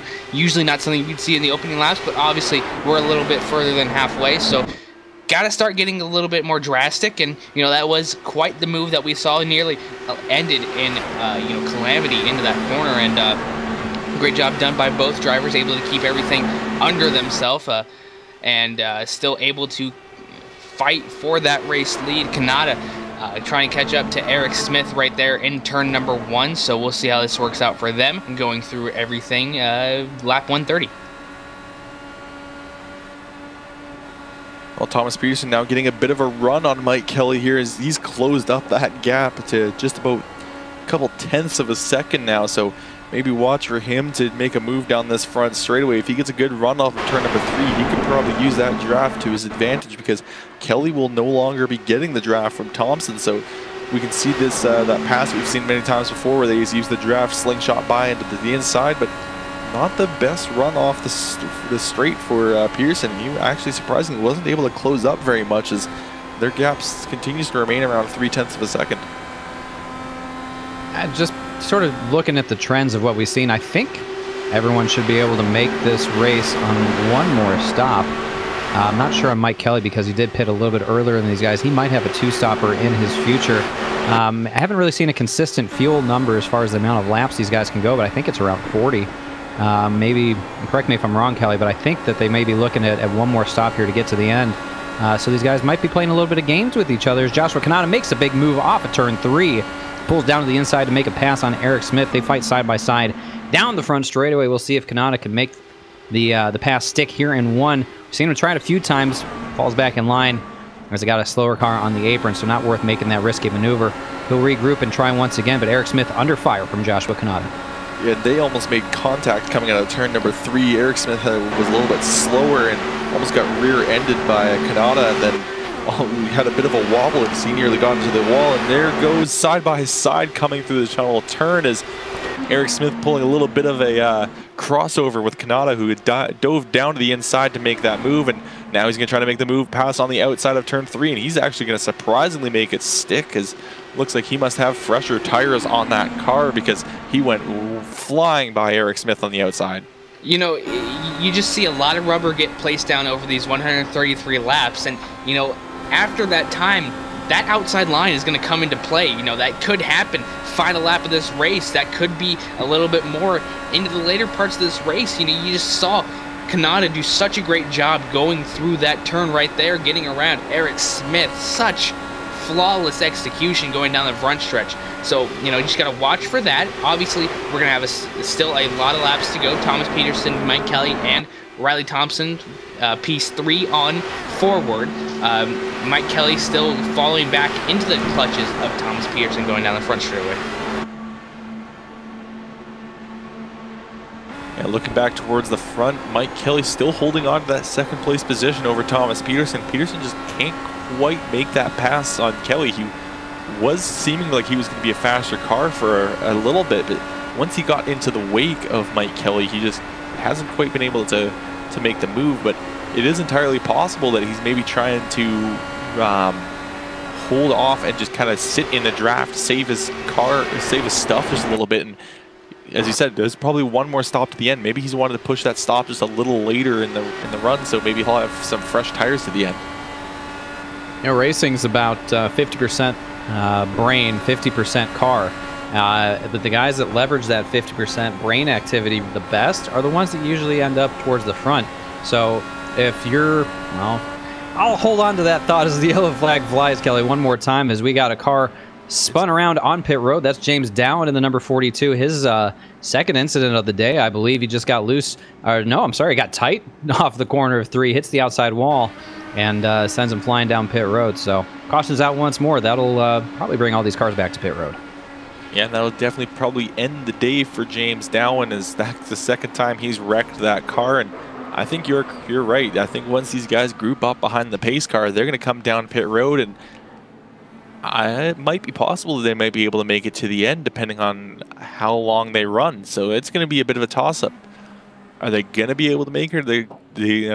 And if not, are they going to be on the bubble? And if you're on the bubble, are you going to push hard and still make your pit stop? Or are you going to try to save your stuff, cruise around in the draft, and save your fuel to the end? You know, I'm sure they're going to come down pit road right now and then maybe do another pit stop. I don't think that you can really do a pit stop right now and then basically save your way through yourself. Our lead calculator down in the production trailer right now, Cisco has given us a number right now, which we're guessing they would pit now and then pit at lap 170. Around there is what we're projecting. So thank you for crunching those numbers, Cisco. Really big help to us. But you know, it's the thing where you just got to save enough as well to make sure you get to the end.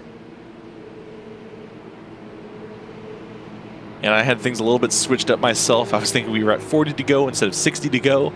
Yeah, I don't think these guys are going to be able to make it. And I think Cisco's right. These guys will probably run to about lap 170 or around then. You may see a few guys try to extend it so they can, you know, sit around in the draft, try to make it a little bit further so they can long stint the first time, and then have a bit fresher tires compared to the guys that maybe short pit. So I'd watch for a few guys to maybe go a bit calmer, a bit slower through this next run. I don't think they're going to be able to stretch it all the way from here. It's going to be almost a 60-lap stint. I don't think we've seen anybody prove that they can stretch the fuel quite that long, but you sort of take the run, cut it in half to optimize the fuel wear. That might be the winning strategies. We see all these guys hit pit road, get into their pit stalls, clean for everybody so far. Keep an eye on those top runners. Riley Thompson down and away. He will be the first car off of pit road. And they'll file in behind him. Looks like it's going to be close for second, but give it to Joshua Kanata. Oh my goodness, going from 4th to 2nd on the pit stops. That is absolutely huge.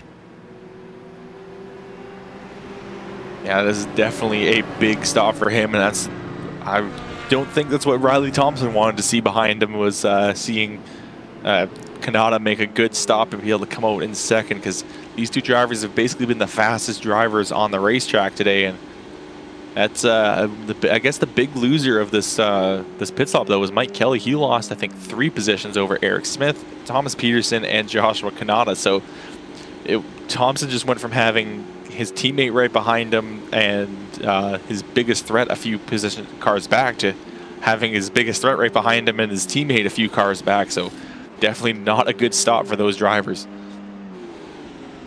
Yeah, not a good stop at all. And, you know, you just got to make sure that Kanata will stay behind you if you're Riley Thompson. And, you know, obviously he's going to be pushing the limits of Riley Thompson because Kanata doesn't really want to give up that easily. And, you know, you have the tire strength as of right now and probably just want to wear Riley Thompson's tires down a little bit more because he has such a great long run car. That just means that he saves his tires a little bit better than the other competitors. So if you can get Thompson to run his car a little bit harder and use his tires a little bit more, you might have a chance.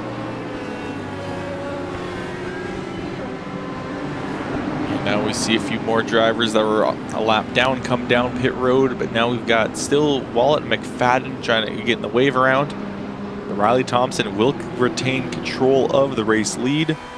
Just behind him is Kanata, as we mentioned. So we've seen Kanata make a few good restarts, but we've seen Thompson be extremely strong on these restarts. But with fresh tires, these restarts are very simple.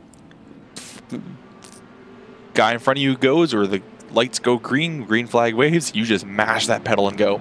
It's when you haven't pit in a few laps and your tire's a bit worn is when you've got to be a bit more careful with them. But at this point, these guys can just hammer down and go flying into turn number 1.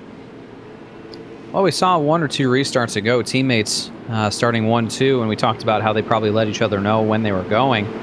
I don't think that's going to be the case this time. We're getting down to 60 laps to go.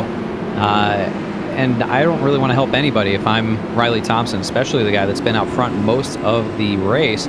So if I'm Riley Thompson, I'm going when I want to, and I'm not communicating anything to Joshua Kanata, especially with the speed that Kanata has shown here today.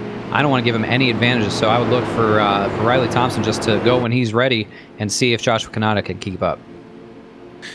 Yeah, if he's on a separate radio channel with his teammate, he might tell his teammate when he's going to go and see if Mike Kelly can get a bit of a jump, but at the same time, if the guys in front of Kelly don't go and there's no room to the right side for him to swing out, it's not going to be very much he can do. So Riley Thompson may just stay quiet, put the hammer down, and go flying. But all our questions are going to be answered very shortly as they go through turn number 3. Pace car getting ready to go.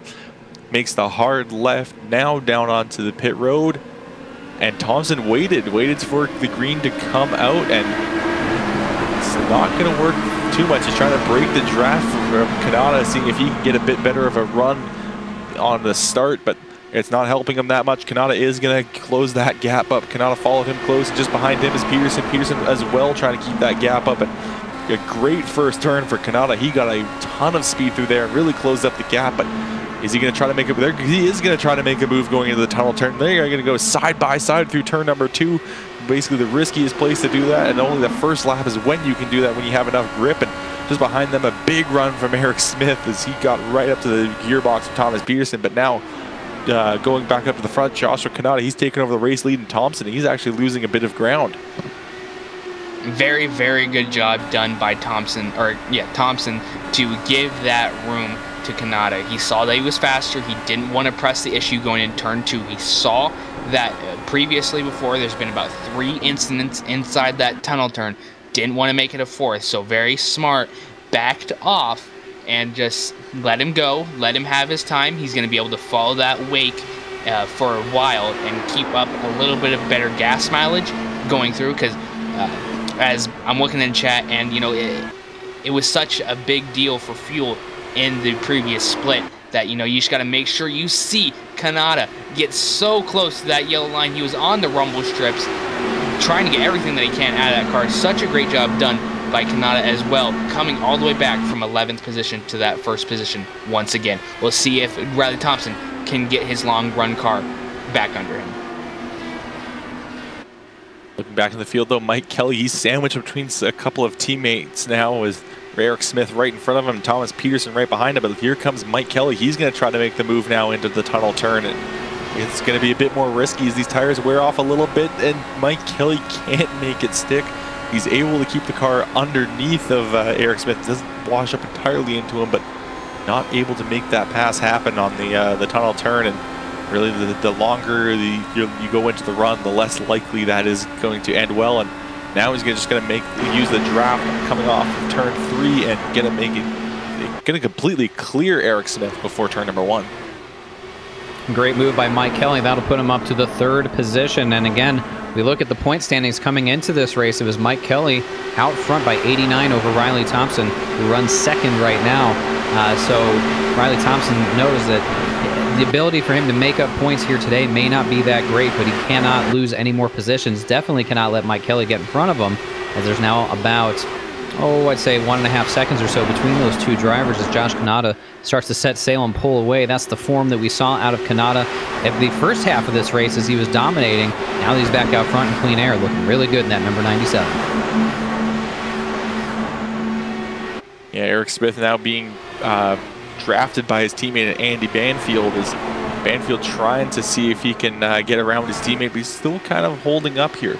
Not pushing as hard as he could to really get around his own teammate. Just kind of hanging on and drafting, maybe saving his stuff for the later run, but he's also wanted to put himself into a good position. As looking back at the gap between the leaders here, Joshua Kanata, he's opened that gap up to 0.8 of a second. So Thompson, if he's wanting to kind of ride out this run and go a bit slower, he's in an okay spot. He's going to get a bit of a draft to be able to save fuel, but he's not going to be so close that he's going to burn off his tires. But now that he's backed up over a 10th off, or over a second off, he's now going to be out of that draft pretty much. So it's not going to help him that much. He needs to close up a little bit more, but now he's got a lapped car in between him with Claude Belval.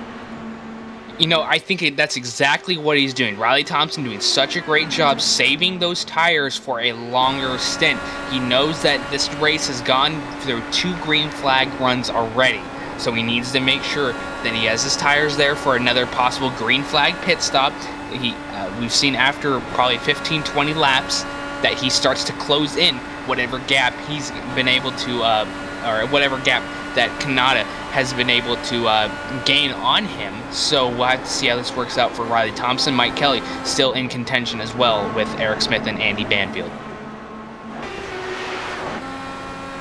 And Thompson's been able to get around the lap car of Claude Belval, but now Belval actually trying to pass him for some reason going into the tunnel turn. They went side by side, so that was definitely a risky move. And they're still door to door. Belval is not wanting to hold off one bit on Riley Thompson, and if I was Thompson, I'd be very frustrated right now because Belval is 3 laps down. These are the things that absolutely drive you crazy as a race car driver when you got a guy that's 1, 2, 3 laps down in this case, racing you hard like it's for position. Lord only knows why. Either let the guy go if he thinks he's that much faster, or just have some sense about you if you're Claude Belval, and lay off the guy that's running 2nd place right now. I mean, come on. This is a little bit outside the norm, I think, when it comes to etiquette on the racetrack. Now Thompson is now well and clear of Claude Belval, so Thompson doesn't have to worry about him that much, but it did lose him quite a bit of ground to Kanata. Last time by, the gap was 1.9 seconds. Now I'm sure that gap's going to be even farther, probably over 2 seconds now. Thompson crosses the line. Yeah, it's 2.1 seconds between Kanata and Thompson, so Thompson's going to have to hope that he has a bit of a better pit stop than Kanata, or maybe he's just a little bit better on the long runs. Yeah, and you know, we've seen Riley Thompson do such great jobs. He's cool under pressure. He does such great jobs under that long run stint. And Joshua Kanata does such great job at getting that distance over that short stint.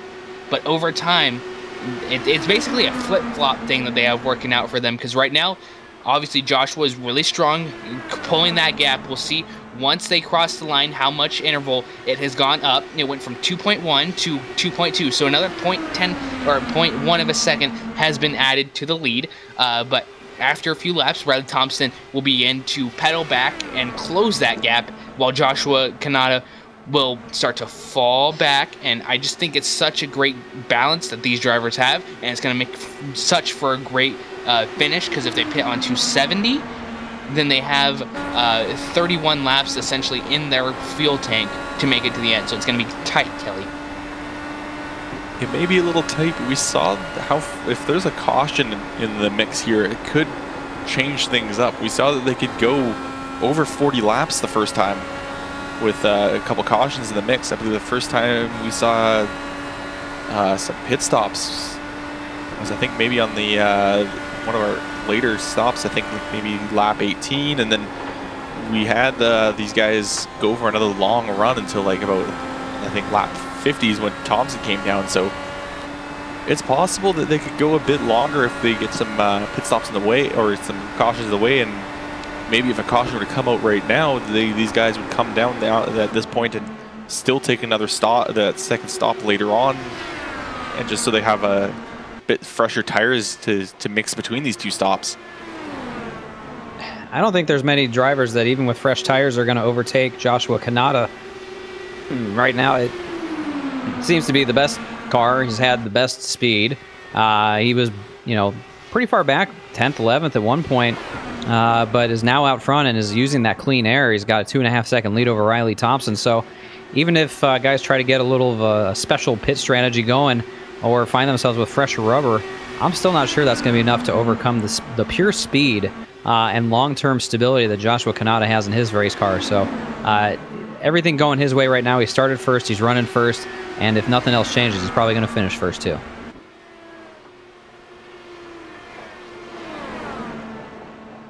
Yeah, Riley Thompson has got a long hill ahead of him to climb if he wants to catch Joshua Kanata, and he's losing time on Kanata, about a 10th every lap now. So he's got to hope that he's got a good pit stop, and Josh maybe makes a mistake on his pit stop if he wants any sort of chance at winning this race right now. Kanata has found his, or kind of refound his speed from earlier on in this race, and has now just started to put some fast laps down. Last lap, it was a 43.3 for Thompson. Kanata put down a 43.2, and he's been consistently running those low 43s these last few laps. Yeah, I've been doing such a great job keeping his car under him and making sure that he has a car to contend with. Right now we have really it appears to be a 4-car battle going on right now from 9th on back between Brian Barney, Simon Thorns, Todd LeBron, and Lonnie Fitch. So we'll be keeping a close eye on that, because you got a little bit of a congestion going on right now, and you gotta love these 4-car battles going on at Pocono. There's even a battle going for 4th right now with Andy Banfield and Michael Lane. Michael Lane just right up onto Banfield, but going through the tunnel turn is not the place where you want to make a pass, especially this late in a run where these tires are completely worn out. But now we will have to see if he'll maybe make a setup and go for the pass going into turn number 1. But to do that, he's got to have a good run off of 3, and he doesn't. Looks like he actually might have scraped the wall even coming out of turn number 3. Got to be really careful. This is not the time of the race where you want to put your car up against the fence and throw away your chance of completing a good run that you may have had going. So these guys got to be under control here and make sure not to get too excited or want to get back to that throttle too soon, so they push out towards the wall on exit, damaging the side pods of one of these open wheel race cars. Not a good strategy. They do not perform well. Even just the littlest bit of a rub up against the fence can change the aerodynamics completely. And instead of hitting 225 down the front straightaway, you're only able to do about 215, and that's a big difference. Well, we're going to take a quick step aside, but we'll make sure you don't miss any of the action by going LSRTV nonstop. You're watching the Atlantic Major Series Pocono 500 on LSRTV.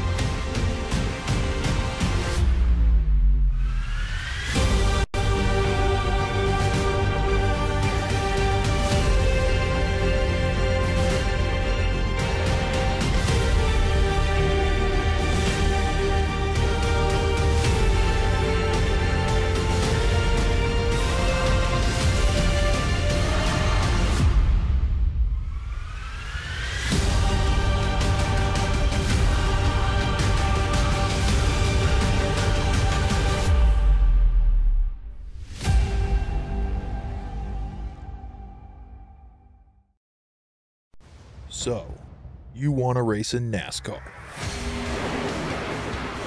The road starts here. Introducing the eNASCAR Ignite Series powered by iRacing. This is the gateway for all aspiring 13 to 16-year-olds.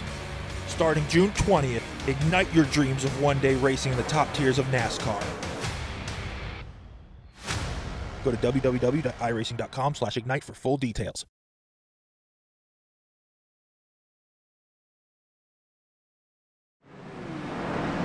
Well, we're back at the Pocono Raceway where Todd Labronte just had a huge accident. It looks like he clipped the wall coming off of turn number 3 and then went into the divider between pit road and the racing surface before launching himself back onto the racing surface, where thankfully it looks like everyone was able to avoid that wrecked race car. But that's going to pretty much spell the end of the day for Labronte, who might be able to use his fast repair if he still has it. But now it's going to group everyone else back up once again, and gotta wonder, is everyone gonna come down for pit road now and take another stop later, or is everyone still gonna try to hit their marks on this and just try to make it on one more stop instead of doing a 2-stop with 1 under caution? Yeah, interesting. And so, sorry, Trevin, go ahead. Sorry. And you know, sorry about that, David, but you know, it's just really interesting to see how much tire wear goes off within these laps that we've had. And you know, obviously Todd just got a little bit too sideways and unfortunately went into that inside wall, and you know, it's really unfortunate end to his race after he's made it 157 laps. And you know, it's so difficult to see that happen after you're just fighting for that long.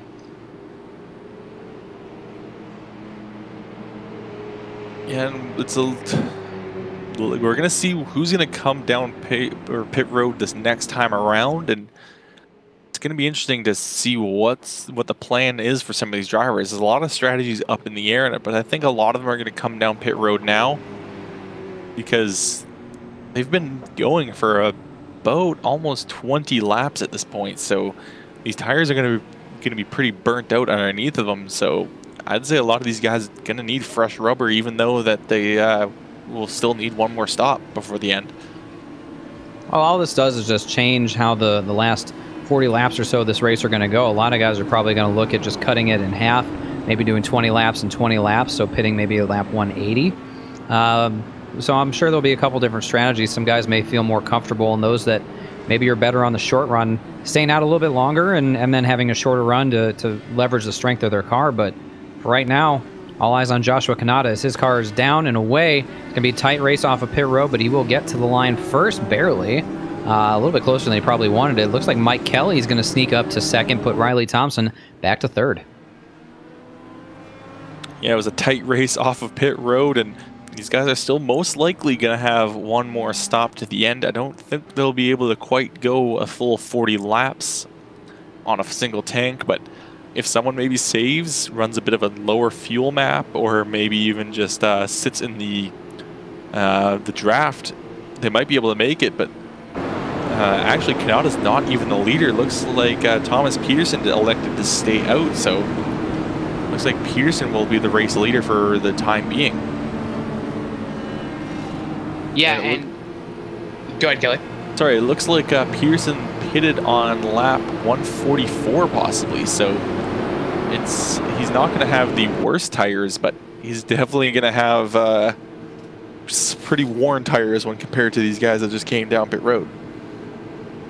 Yeah, and you know, you still cannot make it on this. You know, you still have over 30 laps to go, and even with this, you know, even if you're shutting your engine off and saving a little bit more, you still have to come down another time. So we'll have to see how this works out for them.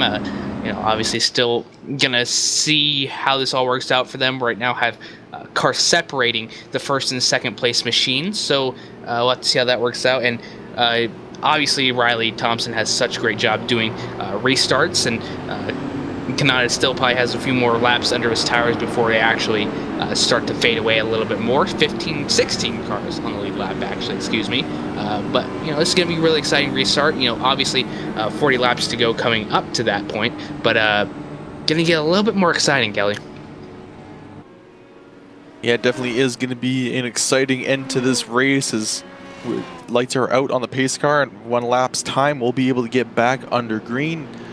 We've seen Thomas Peterson towards the front of this race a few times, but I don't think he's going to be able to hold off Josh Kanata, especially since Kanata has got brand new fresh tires at this moment. So I'd expect Peterson to just get blown by here really soon. Well, we saw Josh Kanata do it once, maybe the second or third restart of the race when he was back in 6th or 7th in line, and blew past everyone that had older tires in front of him in about 1 lap. So you're probably right in your assessment there, Kelly, that I think Thomas Peterson's kind of a sitting duck right now, but at least he's put himself in a position that maybe even if this thing stays green, he's going to be further up in the field, have better track position to pit from and regain on fresh tires than he would have had he pitted with everybody else and been further back in the pack. So an interesting strategy for Thomas Peterson. And when you come in third in points, 100 points out of the championship fight, you got to try something to make up some points. So this could be a great move in the end for Thomas Peterson if it works out for him. And we'll see how well it works in just a short period of time as they go through turn 3 now, and we'll get ready to get back underway, and hopefully we'll be able to go all the way to the end. As once we get the green flag, it'll be 41 laps until the finish of this race, and we think there still will be one more pit stop along the way, and we'll have to wonder if is that going to be under green or is that going to be under yellow. So we'll see shortly. Pace car down and away, green flag in the air, and a good jump from Thomas Peterson over Kanata, and that's going to definitely help his chances a little bit, but Kanata is going to have the advantage of having the draft, but he's under pressure from Mike Kelly early on. Kanata going to cover off the inside, force Kelly to go the long way around on the high side through turn 1, and now Kelly going to kind of see if he can maybe cross him over into the tunnel turn, but at the same time he's got his own teammate to hold off as well, and now his teammates are going to go side by side in the tunnel turn. Kelly though going to back off and allow his teammate to have that better run, and maybe see if he can hold off Banfield and Smith and another set of teammates that are right behind him. Very, very smart for Kelly to back off, and now we're having side-by-side go through turn number 3. We'll see if Thomas Peterson can get a better run off that high side, still side-by-side, going into that very, very interesting first turn.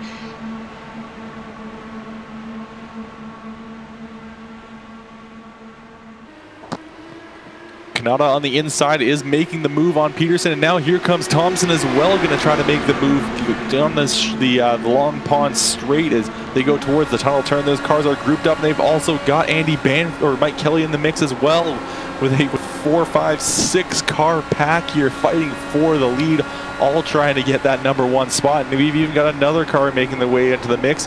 That's David Barraclaw, and there's a caution out on the racetrack. Wow, what a horrible little spoiler to some otherwise really exciting racing. But that's Michael Lane, the number 62, running in the 11th spot, fighting with Simon Thorns, and they just get too close together, setting up for turn 3, and around goes Michael Lane up and over, smacks the inside wall for good measure as well, but sort of a half blow over there for Michael Lane. Comes back down on all 4 tires, but that'll bring out another caution here. So now, if you're the leaders out front, that was a flurry of action, unlike we had seen yet to this point in this race. These guys stay out. Do they pit? What do you think they're going to do, Kelly?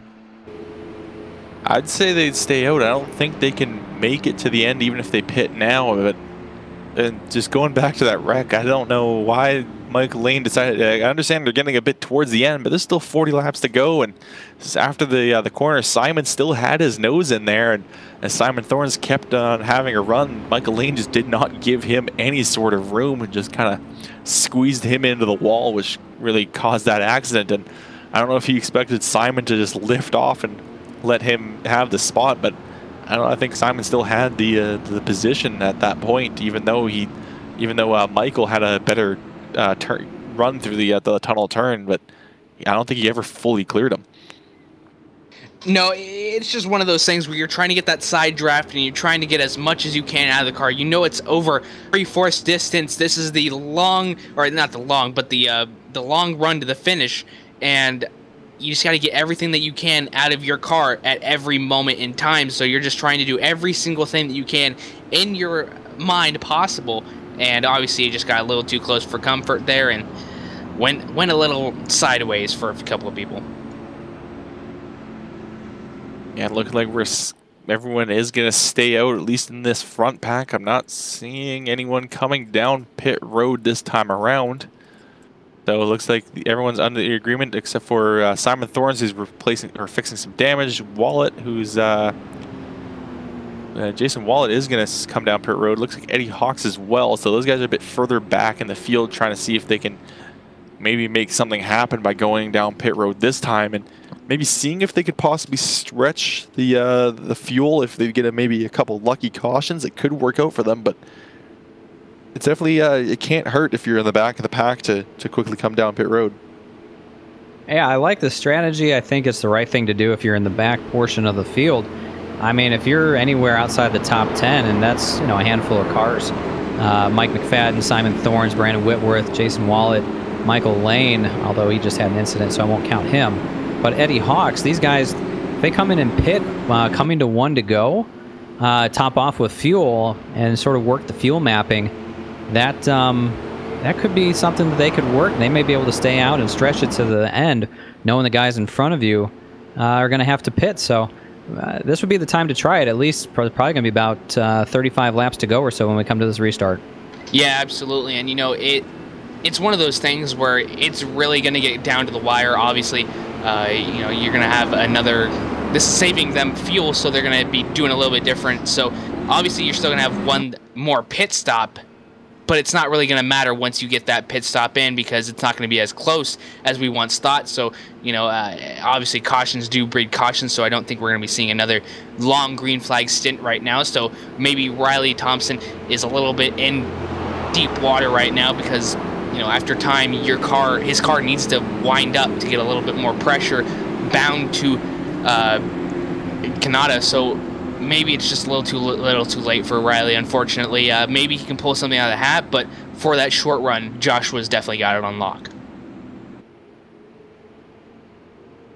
Yeah, he's definitely going to have to figure something out to be able to take the fight to Joshua Kanata. Josh is just a very fast car, but Thompson has some speed of his own. So if we maybe get some good green flag laps in, maybe Thompson will have a chance. But towards the end, we only have really a couple short runs to go. So yeah, I think you are correct. I think Kanata, it's kind of Kanata's race to lose right now. That's seemingly been that way for much of this race. It's been his race to lose. Even when he was back in the pack, we knew that it was only a matter of time before he was going to work his way back up to the front, and that's exactly where he sits right now. So it's going to be some tense moments for that 97 team to see if they can make the fuel last, or if they're going to get a caution that brings everybody to pit road.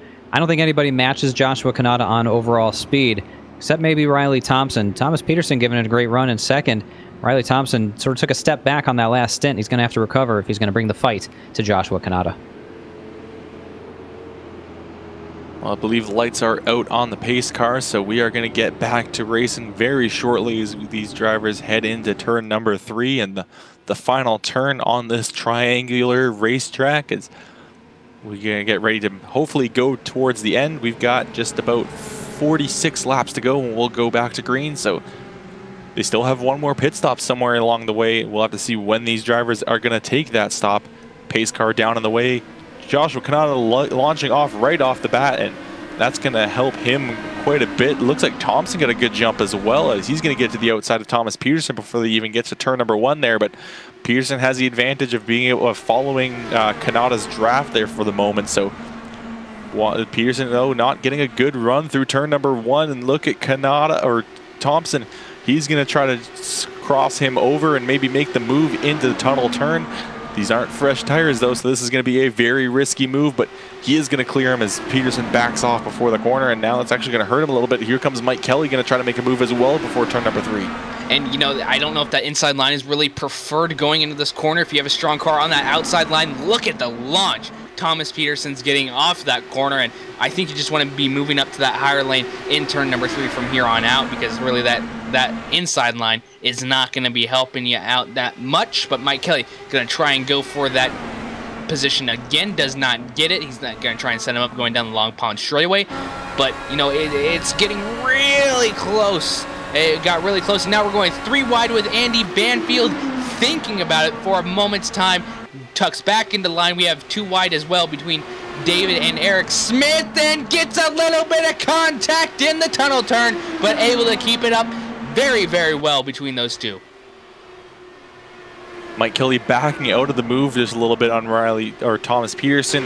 Thomas getting a little bit wide through turn 3, but still able to make or hold on to it as he goes. And here comes the move, and here comes another 3 wide. Banfield, Peterson, and Kelly gonna go side by side, and that is gonna work out for Andy Banfield as Mike Kelly gonna hold on to his position. But now here comes Mike Kelly. He's gonna try to make a move going side by side of the tunnel turn. Thomas Peterson just gonna have to watch it from the outside. Straightaway. Got 1 car around. That's Mark McFadden up in front of the entire pack off of turn 1. Sorry to jump all over you there, Kelly. I was seeing it happen. Pushed up, caught the outside wall, down into the inside barrier, and up in front of a pack of cars. How they all avoided him, I will never know. Again, brought a caution out during some very intense racing, but Mark McFadden with a wild ride down the Long Pond straightaway. Well, now I think these drivers are going to take this next pit stop, and then we'll be able to go all the way to the end. So watch for this to be this is going to be the most vital pit stop. So these guys are going to have to get this thing bang on. If they make any sort of mistake, they could lose this race. But if Thompson can get a good stop and get ahead of Kanata, that's probably the best chance he'll have of winning this, especially if Kanata makes a mistake and maybe drops behind Mike Kelly as well, so that he wouldn't be able to just use the draft right off the start to be able to make the pass. So this is definitely going to be the most crucial pit stop of the night. Absolutely. It's what they call the money stop. Obviously, Joshua first, Riley Thompson second, Mike Kelly third. Fourth is going to be Andy Banfield, and fifth is going to be Thomas Peterson. That's the way they're going to go into the pit lane. Is that the way they're going to come out? I have no idea. It could very well change in an instant. Who's going to be able to handle the pressure and who's going to have the pressure get to them? We've seen already some people mess up inside that pit window, so we'll have to see how this all works out for them, Kelly. Yeah, we'll have to see how it's going to go. We're going through turn number 3 this time, and right after this turn, we'll see these pit stops. There's a bit of a gap between Kelly and Banfield. Banfield's going to have to close that up if he wants a chance at maybe coming to get this pit stop. But looking like Kanata's going to... Oh, no, Kanata making the decision the last second to come down pit road. And that's actually might hurt him a little bit. Look at Thompson. Thompson's going to be pretty much side by side with Kanata as they go down to pit road, so that's going to help him out just that little bit, just to be able to. And it looks like Thompson is passing Kanata on pit road. So really, Thompson doesn't have to make up that much time on pit road like you normally have to if you're going nose to tail, with Kanata deciding at the last moment to come down pit road. This is going to be a real tough race off. Kanata's not going to have the lead. He slid through the box. He's going to fall back maybe to third behind Mike Kelly and Riley Thompson. So some games being played getting onto pit road sort of just get magnified as they go down pit road. Joshua Kanata trying to get a little too cute, and it ends up biting him hard as he will restart probably from the 4th position, as we did have 1 car stay out on the track. That was Brian Barney. So Brian Barney trying to go with a little bit of strategy. Perhaps he topped off on the last one. He's going to try and stretch it to the end. But, boy, the big loser there, definitely Joshua Kanata. Well, Barney not only staying out, we've got another one as well. I think it was Michael Lane stayed out as well. But with Barney staying out, that also trapped a lot of lap cars here as well, because they wanted to stay out just so they could maybe get a lap back. Next time by, the lap cars will be allowed to pit. We'll have to see if they will take pit service or not. But this may change things up a little bit if Brian Barney suddenly has a bunch of cars between him and the previous leaders. Yeah, and obviously, yeah, a lot of heartbreak for Kanata, sliding through his pit stall just that little bit, and obviously try to get a little bit too fine with that fake out he tried to go for. Obviously, there was no way that he wasn't going to pit, because you have to pit to make it to the end, and now these drivers have to do a lot of fuel saving right now, because obviously only 31 laps of pit or of fuel inside their car, so they have to go to that 6th gear and continue to shut off their car a little bit, or save fuel a little bit more going through this very, very long track here at Pocono.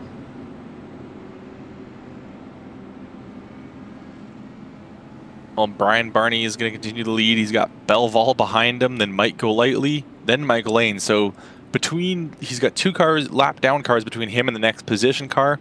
Then there's another lap car between Michael and Riley Thompson. So Thompson, even though he's sitting in the 3rd place, he's sitting a number of cars back from the leader. So this is definitely going to be a very interesting restart.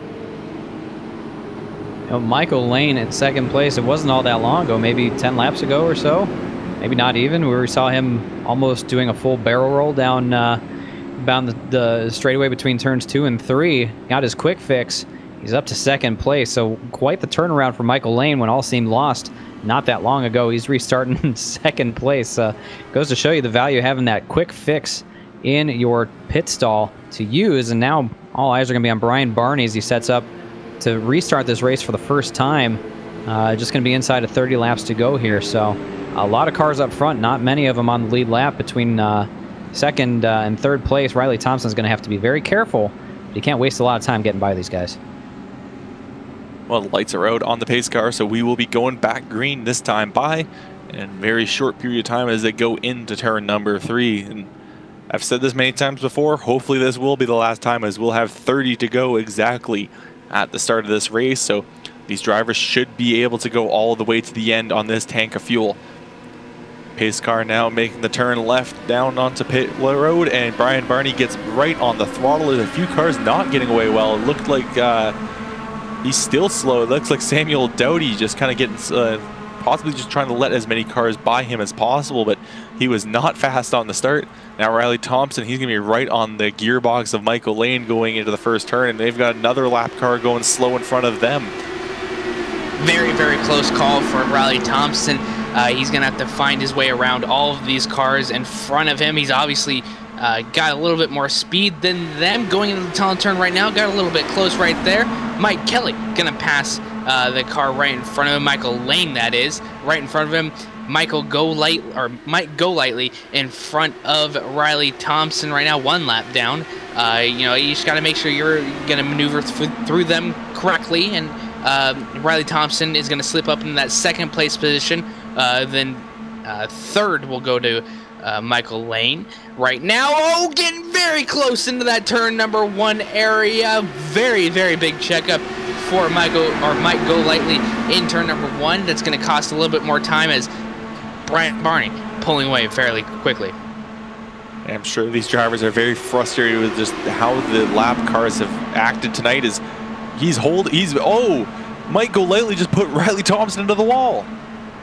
I'm at a loss for words for what I just saw. As you were alluding to, the lap cars have not demonstrated a lot of etiquette to the lead lap cars. Mike Golightly playing into that stigma here as he just allowed the car to move up to the right and put the 2nd place car into the outside wall. I mean, that's Riley Thompson's got to be just absolutely beside himself trying to understand as he goes way up the hill in turn 1. And here, Mike Kelly, Mike Kelly sideways. Look at that. Holds on to it. Oh, how did he save that? They were 3 wide. It was just an absolute scramble with Joshua Kanata trying to figure out what to do, and it was all because of the slower car of Riley Thompson, who's got that damage now, Kelly. A lot of action here. Things are getting jumbled up quick. Riley Thompson seems to be holding off all right, but I think it was Golightly again was way up high on the racetrack, kind of slower through turn 1, and then as he came back down in front of some other drivers, it kind of forced Mike Kelly to go below or go low, and he tapped that yellow line. And as we've mentioned and as we've seen demonstrated by other drivers, you can't go under the banking. As soon as you do, you will lose that car. Yeah, and just such a great job done by that driver to keep it straight. And, you know, Riley Thompson has... Michael Lane hit the wall. Michael Lane looks like he hit the wall coming out of turn number 1. Yeah, there's definitely some damage to the right side of the 62 machine, but he is still running at the moment, but that damage may hold him up. Yeah, absolutely. He did absolutely pancake that wall, taking a look at it on that replay. And, you know, you're just trying so hard to catch up to the car in front of you. And now both the 2nd place and 3rd place have a little bit of damage. And we saw what happened with Ross Banfield when earlier on this race, so long ago, it felt like forever ago. But, you know, he had a little bit of damage, and obviously it slowed him down substantially. Thankfully, not a lot of damage to Riley Thompson or Michael Lane to make them slow down that much. They're still running well over 2:15. So, you know, keeping that in mind, they still do have one faster pair left if they want to use it, if there's another caution that comes out of this. And, you know, with the way these guys are running right now, I wouldn't be surprised. It's getting very, very mixed up, Kelly. Yeah, now we have a number of drivers with cars that are banged up, and with another driver that's just kind of come out of nowhere. We haven't really spoken of Brian Barney, but pulls off a little bit of pit strategy, and now he's got himself a decent lead, 1.7 seconds up over Riley Thompson with a lap car in between them that can maybe kind of work as a bit of a blocker. But Brian Barney now, he's just got to hold off. Thompson kind of did get put into the wall, but I don't know how much that affected him. He's still running decent lap times, but I don't exactly know if he does have any damage or not. It's not looking like there's anything apparent. It's possible he may have maybe knocked the toe out a little bit. Because, I mean, he did get slapped right into that wall, but he's still running decent lap times with a 43.3 there that time. So it's not as fast as like the 42.7s he put down earlier, or the really dipping into the 43.0s, but it's still okay lap times, especially to be running up towards the front. Well, even more importantly, it's 0.3 of a lap faster than the leader. So he's actually cutting into the lead of Brian Barney as Brian Barney looks up and sees Claude Belval in his rearview mirror. That's a driver that's running in 19th position, 3 laps down. We sort of commented on it earlier, some of the racing etiquette being demonstrated by the driver of the the driver of the 56 rather, that's Claude Belval. So if you're the leader, Brian Barney, you got to maybe be a little bit worried that you see that guy that was messing with the leaders earlier in your rearview mirror once again as Riley Thompson continues to close in. So the lap car, once again, we'll see they haven't been on their best behavior here today. If they can learn a lesson, get out of the way, and let these leaders fight it out. Yeah, Riley Thompson continues to chop away at the lead now, just over a second, but he does have a lap car between him, and Claude Belval's been one of those guys that's been laps down and still kind of fighting him, and he even fought Riley Thompson for position earlier on. So I don't think Thompson likes seeing a lap car in between him and the race lead, but Thompson's still sitting in a decent position. He's got over a second on the car behind him, and he is still chopping away the lead. He's now got it to just over a second at 1.074. So if he gets a little bit closer, he's got to be getting into the draft now of that lap car. That might help him a little bit, but it also might hurt him because he's going to have a little bit of aero push soon. Yeah, and we've already seen what happens with the lap cars. Maybe they had a little bit of discussion while they were in the race right now, and it's saying, you know, you got your lap down, you got to, you know, aid to the way of the lead lap cars. You can't just put them in the wall, and you know, you just got to make sure that you're very situation awareness of what's happening around you, and keep the race as clean as possible, because we have people at the end of the day fighting for points, fighting for that championship. Riley Thompson obviously second place, Mike Kelly in first. Mike Kelly, he's not having a great day so far, back in 8th, starting 13th, so not bad, but you know what really he can walk away with this was, I had to save the race just a few laps ago. That was absolutely phenomenal. Lost a few laps, or lost a few spots out of it, but I'm sure he would rather prefer that. Very close for Riley Thompson coming out of that tunnel turn, but I'm sure he would rather elect to lose a few positions than completely out of the race. Yeah, it was definitely very close for him, and he has been up towards the front a few times. He was kind of in the hunt for the race lead, and now Riley Thompson's starting to look like he's stalling out a little bit, as he didn't gain any time that time around Brian Barney. I think he even maybe lost a couple hundredths of a second, as he ran a 43.6 there compared to Brian Barney's 43.5. So Thompson's got to find some speed still and be able to close up to Brian Barney, as we're down to just under 20, or now we're at 20 laps to go in this race. Yeah, they're sort of trading lap times, it seems, Riley Thompson and Brian Barney. Barney maybe getting a little bit of a benefit of Claude Belval behind him with that draft. And it's just enough gap that Riley Thompson can't get a sniff of it to help him reel in the two cars there in front of him. We'll look at the lap times once again. As a caution, oh, we got a big wreck on the front straightaway. One car upside down completely. Oh my goodness, who is that? That's Eric Smith, one of our early front runners, doing 6.5 barrel rolls down the front straightaway. Oh my goodness, nosing it into the outside wall on the overcorrect, getting up and nearly over the catch fence, and then skating down the front straightaway on his lid. What a huge wreck for Eric Smith. And that wreck started before turn number 3. We'll get a replay up on your screen, but he was going side by side with Mike Kelly. Then those two just kind of banged doors once, twice, almost 3 times, and then he just kind of couldn't quite hold on to the car. Finally, it snapped the other direction into the wall, like you said, and went bouncing down the front straightaway. And as you mentioned many times before, we've had these wrecks, but it's always just been 1 or 2 cars. Somehow these guys are able to avoid these cars flying through the air.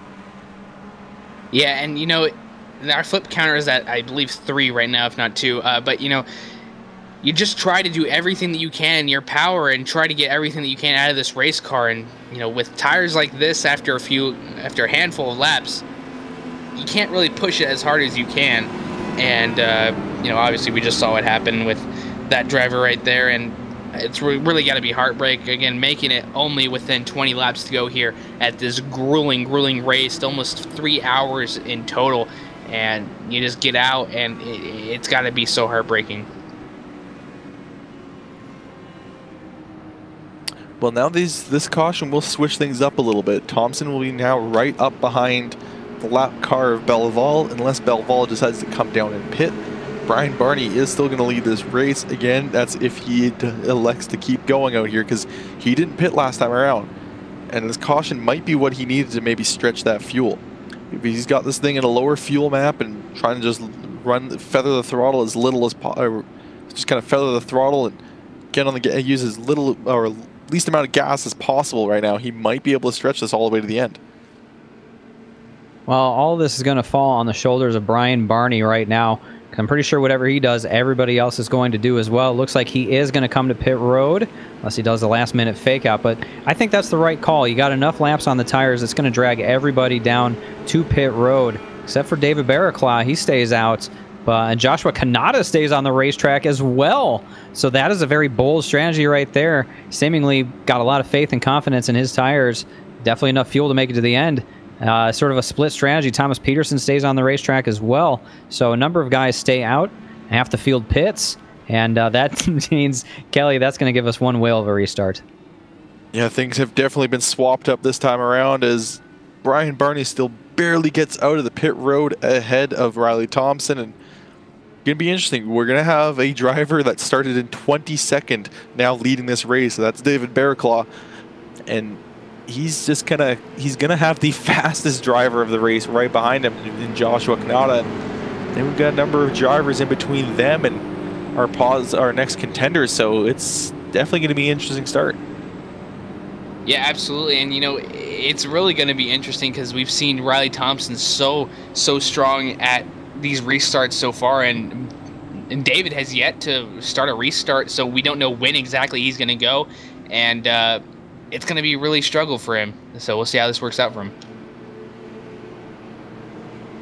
Well, we still have a few laps to go until we get back to green. The pace car has still got its lights on, and our next question to ask is, well, are there any of these other lap cars that are here going to come down pit road? And there's not too many that are really in the mix right now after last time.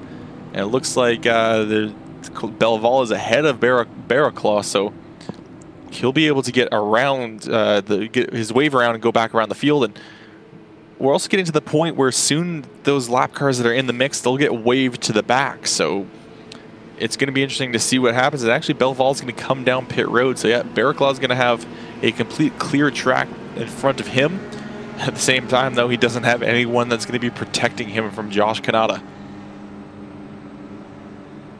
Well, seemingly the worst thing that anybody's seen in their rearview mirror tonight is Joshua Kanata. And for David Barraclaw, he was involved in, I think, our second incident of the race, way back on maybe lap 9 or 10, something like that. He was involved in a pretty good wreck in the tunnel turn. Now finds himself out front. So again, that quick repair coming to the aid of some of these drivers and really give him a second shot at life here. And as Barraclaw will lead this field back to green with what should be 14 laps to go, he's got the best car behind him. And again, I think Joshua Kanata feels very confident about what he's working with right now to be able to get around the 555 of David Barraclaw pretty quickly and start to build that lead. But Thomas Peterson has shown he can hang with Kanata pretty decently around this racetrack. So Peterson's got to really make sure he's on the gearbox of Joshua Kanata, not let him get away, and if he makes the pass for the lead, follow him through. And so Barraclaw is, I would say, probably in one of the worst positions, because on these restarts, the guy in second place gets the draft and can usually get a good run on the leader before turn number 2. So Barraclaw just has to hope he gets the jump of his life on this next restart and is able to somehow hold off Kanata, but it's going to definitely be a difficult, it's more easier said than done, really, for Barraclaw. And yeah, you know, absolutely, especially in IndyCar, is way easier said than done, because these cars are such a handful when you know, you have them under you, and you know, we've seen so much difficulties from these drivers already, and I'm just really excited to see how this possibly final restart comes to fruition. All pace cars down and away. Barraclaw out front, not getting a good start. He was a little bit late on the gas, and now Kanata's going to be right with him, and so is everyone else. A big stack up is, since the leader did not go, everyone else got a better jump, and now Barraclaw is just going to get eaten alive as there's a number of cars. Oh, car going wide, and I think that might have been Brian Barney, and he's going to make contact with Lonnie Fitch, it looked like, and I think he might have almost got up into the wall. So some big problems for Brian Barney. He's just been battling, trying to battle hard for position, and now Barraclaw able to fight back and able to get himself back up in front of Kanata, and he's going to try his best to hold off that number 97 car. Absolute power move from David Barraclaw to hold on to the lead, but down here in 3 is where Joshua Kanata has been so good all day long, and we have another caution, another big wreck behind him. So we got 1, 2, 3 cars around. Mike Kelly, your points leader as well. They were going almost 3 wide into turn number 3, and then looked like Mike Kelly just kind of got run over as the car behind him, and that was Brian Barney. Just tried to almost go into the grass underneath him and just slammed into Mike Kelly and sent him spinning through the air. So definitely some bad moment for our points leader, but looks like his car is okay, or okay enough for him to get around the racetrack and able to get himself down pit road for that fast repair. So at least Mike Kelly will still have somewhat of a chance in this race, as we'll probably be around 10 to go when we go green next time by. Or not next time, but next time by, but next time.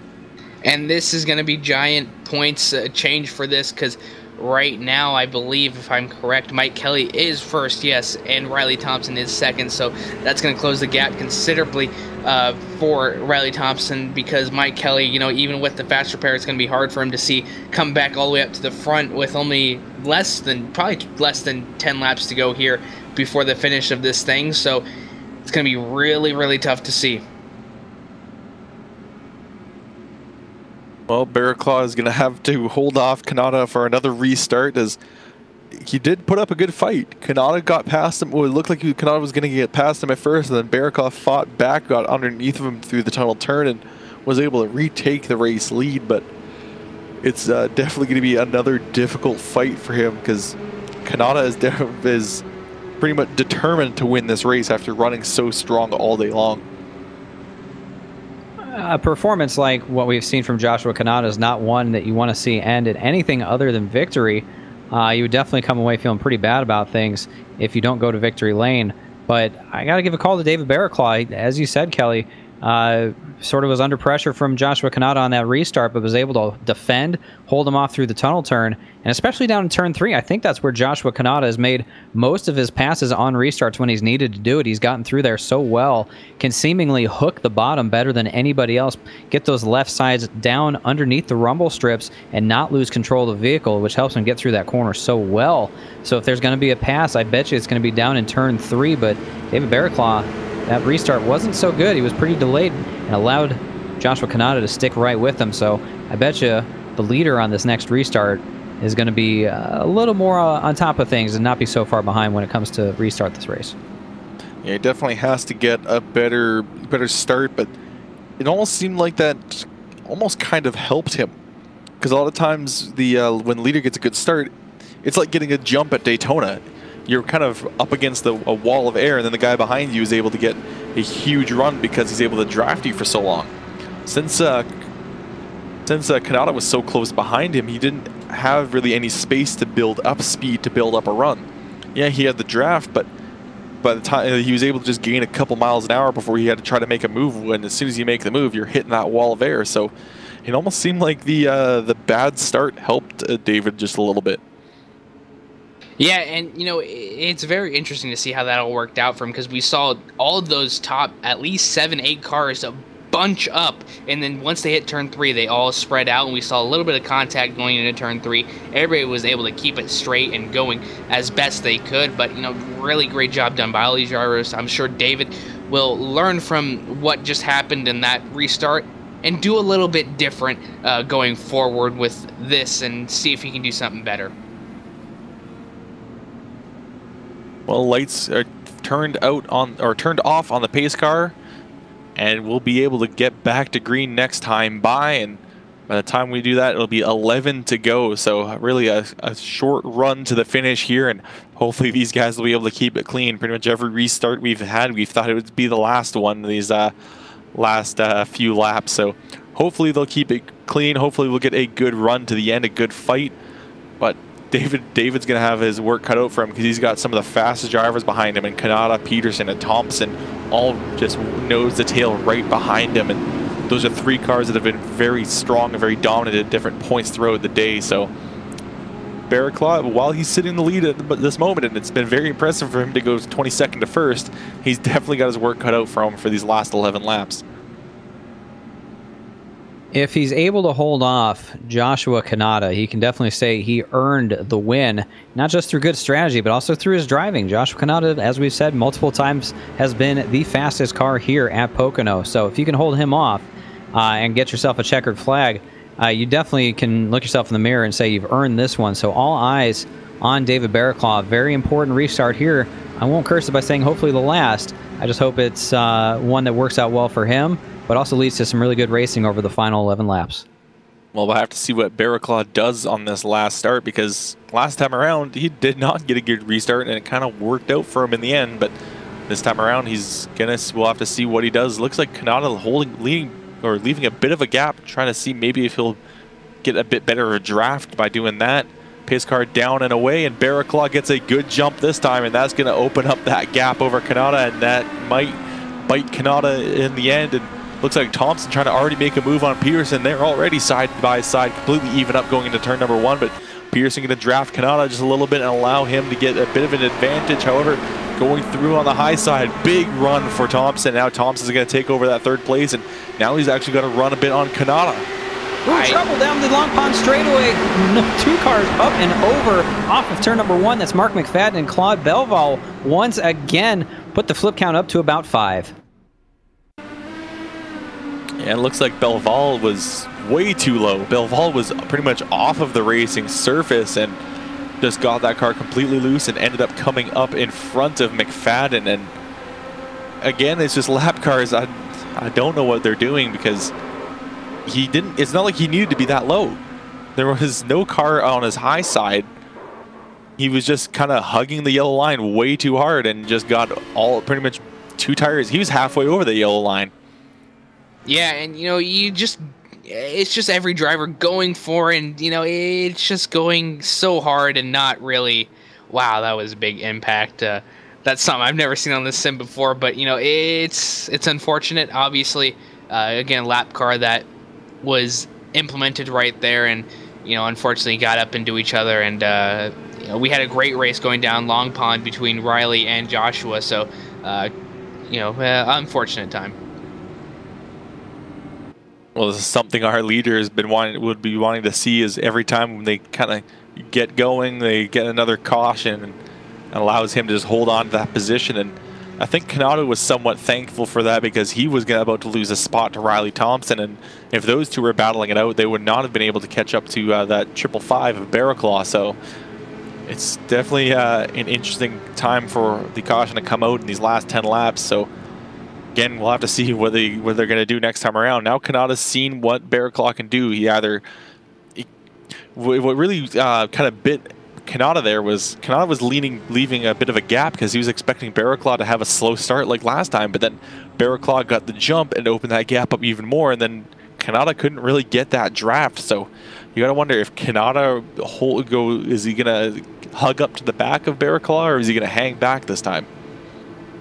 Well, it's sort of the right game to play if you're David Barraclaw. You don't want to, establish a tendency so that the guy restarting behind you has you figured out and knows what you're going to do. You don't want to get too predictable on your restart. So we had one slow restart and one good jump for a restart. So now Joshua Kanata is really not sure what David Barraclaw is going to do. All he can do is guess at that point, and if he gets it wrong, yeah, we're going to see that gap open up once again. But I think for Barraclaw, you got to just go as soon as you can.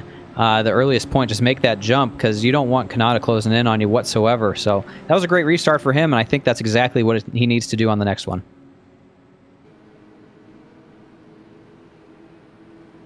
Yeah, well, we're going to have to definitely watch the restart. That's going to be very crucial for Barraclaw, is how he takes the start. And I think what he's gonna decide his start based on Kanata. It almost seems like maybe that first start might have been somewhat intentional because of how close Kanata was. If Kanata hangs back, he might jump earlier like last time to open up that gap and and prevent Kanata from drafting. If Kanata's up close, he may go late to keep that gap close so Kanata can't build up the run and build up his momentum. So it definitely is a strategy to this restart, and Barraclaw might have it figured out.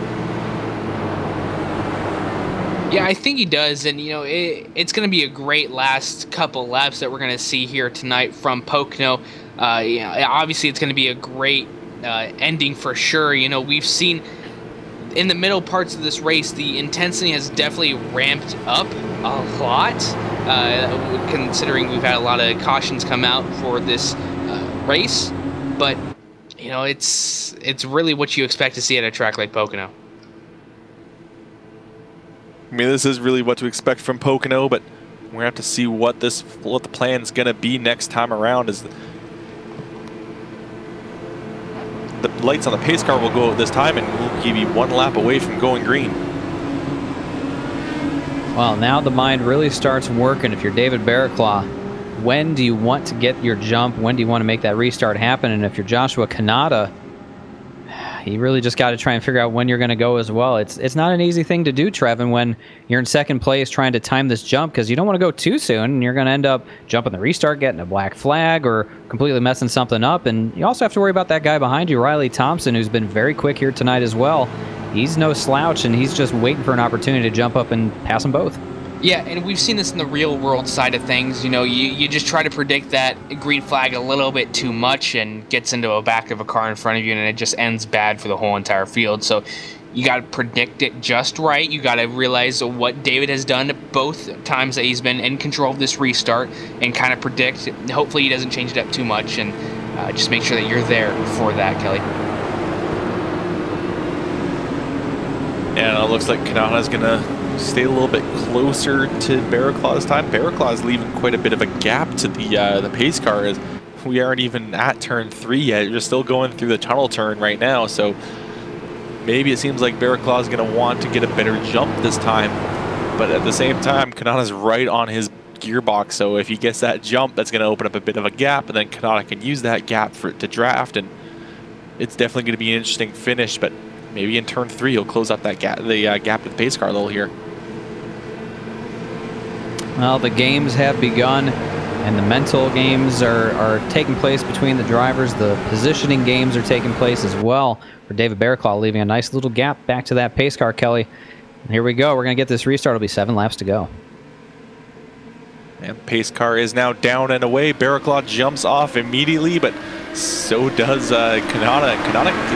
Or Thompson getting the same jump as Kanata. So Thompson's going to be right there with Josh Kanata. Josh makes a move. Thompson's going to be right there. And actually, Thompson's going to make the move. Riley Thompson goes to the inside. He's going to clear Josh Kanata. Now we'll have to see if Kanata's going to make the counterattack. And the more these guys fight, the more David smiles, because if they're fighting each other, they can't chase after him. So David Barraclaw opening up more of a gap, but Kanata can't quite get after Thompson just yet. Now it looks like Thompson's going to close up the gap a little bit to David.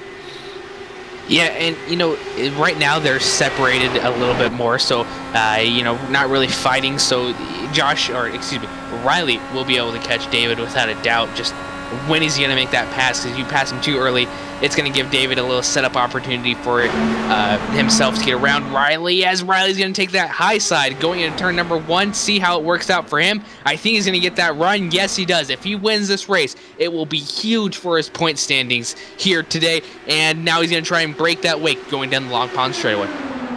He goes all the way to the inside before coming right back up to the wall to get set up for the turn number 2, the tunnel turn, and getting a better run through the corner compared to David Bearclaw. And David now just has to hope that he can get a good run through 3 and be able to use the draft on the front straightaway. No, he's going to be way high through turn 3, going to lose a lot of ground.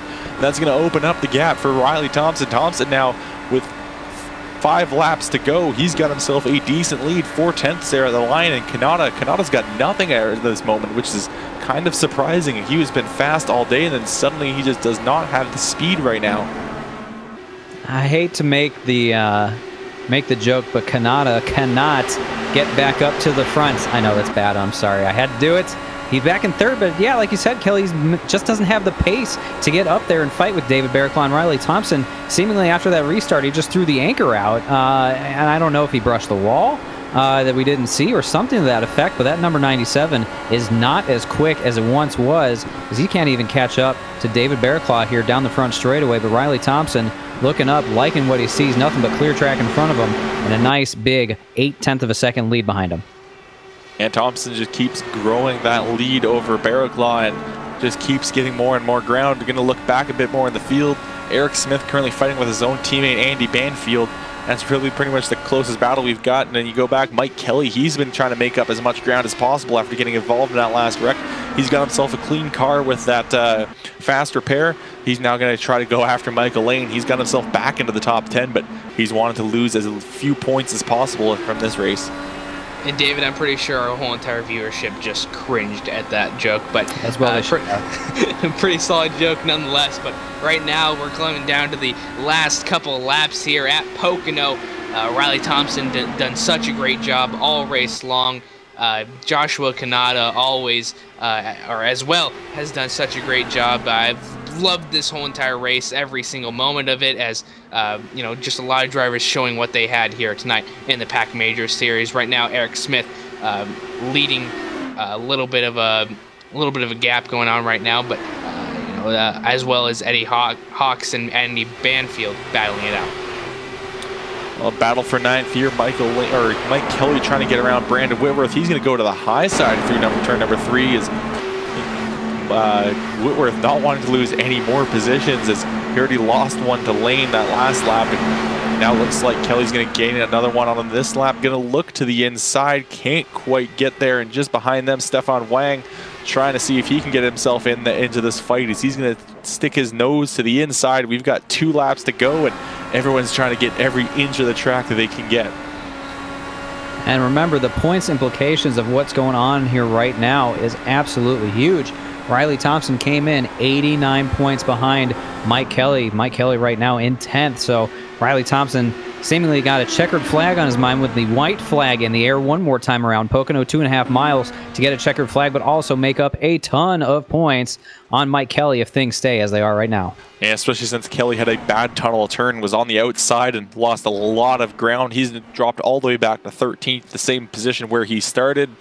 But white flags in the air, he'll have to get as many spots as possible and just go for any gap that may present itself to him, because there's not much further back he can fall being on the position he is, because right behind him is pretty much only lap down cars. But going back to the front of the field, Riley Thompson, he's driving completely comfortably because David Bearclaw's 2.5 seconds behind him. Riley Thompson clears the final corner, nothing between him and the checkered flag. Riley Thompson wins the Atlantic Major Series Pocono 500 just in an absolutely dominating fashion for the last portion, or the last start of this race, the last kind of stint here from the previous restart. It just took the lead, never looked back, absolutely dominant at a final winning gap of 3.1 seconds. So just some fantastic driving from Thompson. And my prediction was correct, not to brag, but I love doing that, and you know, it's just such a great job done by Riley Thompson all day long, and just great starting from 11th, coming up through the field. And another tip of the hat to David, 22nd starting position, and then all the way up to 2nd. Great job done by him. And on the other hand of that, Joshua Kanata starting 1st and dropping to 3rd, unfortunately. But, you know, great job done by all these drivers. 3 hours and 8 minutes in length. Very grueling, very long race for all of them, but way to hang in there. Riley Thompson's gonna burn those tires down, and it's definitely been a hard-fought and hard-earned win. But we're gonna take a quick step aside. When we come back, we'll get you your post-race show. But Riley Thompson wins the Pocono 500 for the Atlantic Major Series. But we'll be right back, and hopefully we'll be able to get a word with him.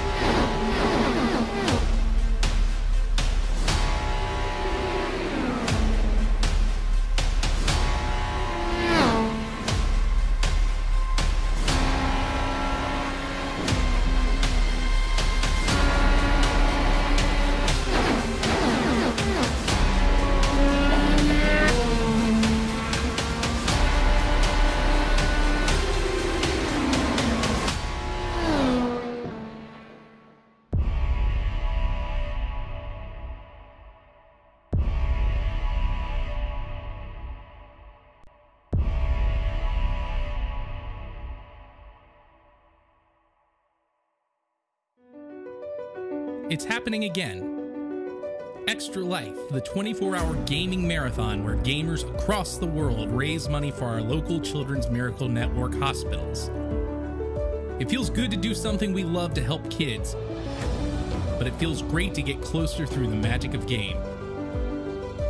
We enter as friends and leave as real-world heroes for sick kids everywhere. Sign up online. Extra Life. Play games. Heal kids. This broadcast is the copyrighted work of LSRTV, and it may not be rebroadcast, retranslated, or used in any form without the express written consent of Live Sim Racing LLC and iRacing.com Motorsport Simulations. LSRTV would like to thank you for your support, and we hope you enjoyed tonight's broadcast. Welcome back to Pocono Raceway, where we just finished the Atlantic Major Series Pocono 500. We're going to give you a full field rundown here. Riley Thompson takes the checkered flag, takes the win after a hard-fought race. David Barraclaw comes from 22nd to finish 2nd. Josh Kanata, always been up front throughout the entire race. He comes home in 3rd. 4th goes to Thomas Peterson. 5th goes to Eric Smith. Andy Banfield starts 6th, finishes 6th.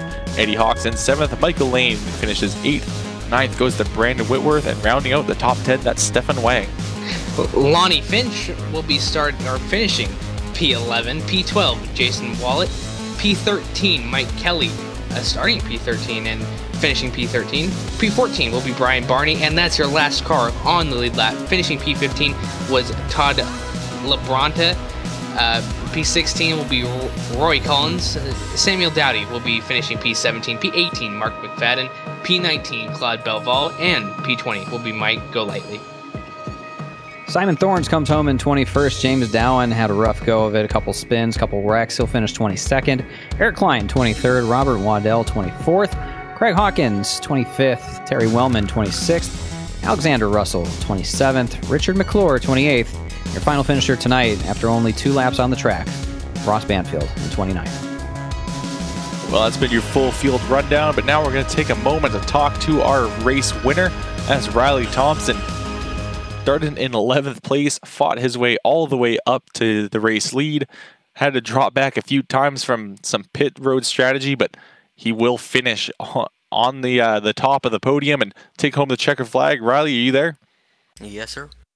Well, Riley, it was definitely a very hard-fought battle, and do you think there was a bit of a fatigue that came into this race as you kind of got towards that third hour? I don't think so. I think the speeds are so high in these things that it keeps you on your feet the whole time. Well, Riley, there was definitely some hard-fought battles, and not all of them were with cars that were on your lap. And what was the what was the difficulty in with fighting with those lap-down cars? It's mainly just that aero push getting in the way, because normally when you're coming up on them, your tires are so worn, and then you're trying to deal with that aero push that it just makes it twice as hard to get by them.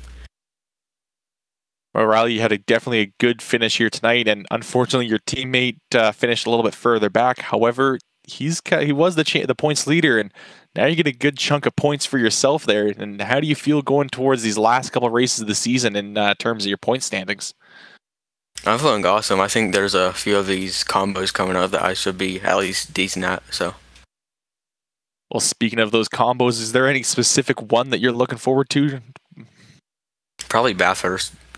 So, well, Bathurst is definitely going to be an interesting race to see, and hopefully we will see you there, and maybe we'll even see you next week after the Knoxville race. But before we let you go, we're going to give you the floor and allow you to thank whoever you wish to thank for this this finish here.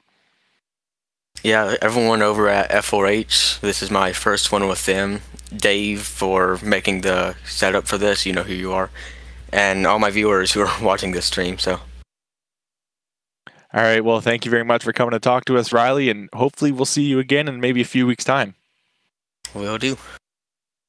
That was Riley Thompson, driver the number 58, and tonight's winner from the Pocono Raceway. But now we're going to pass it along to Trevin, and he's going to be caught up with David, our second place finisher.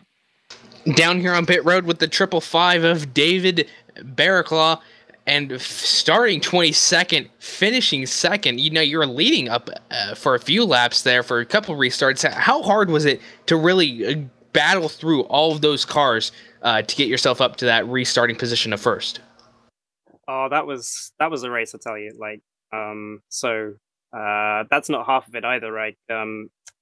Pretty early on in the race, I was unlucky enough to have someone come down into me. One of the corners picked up some damage.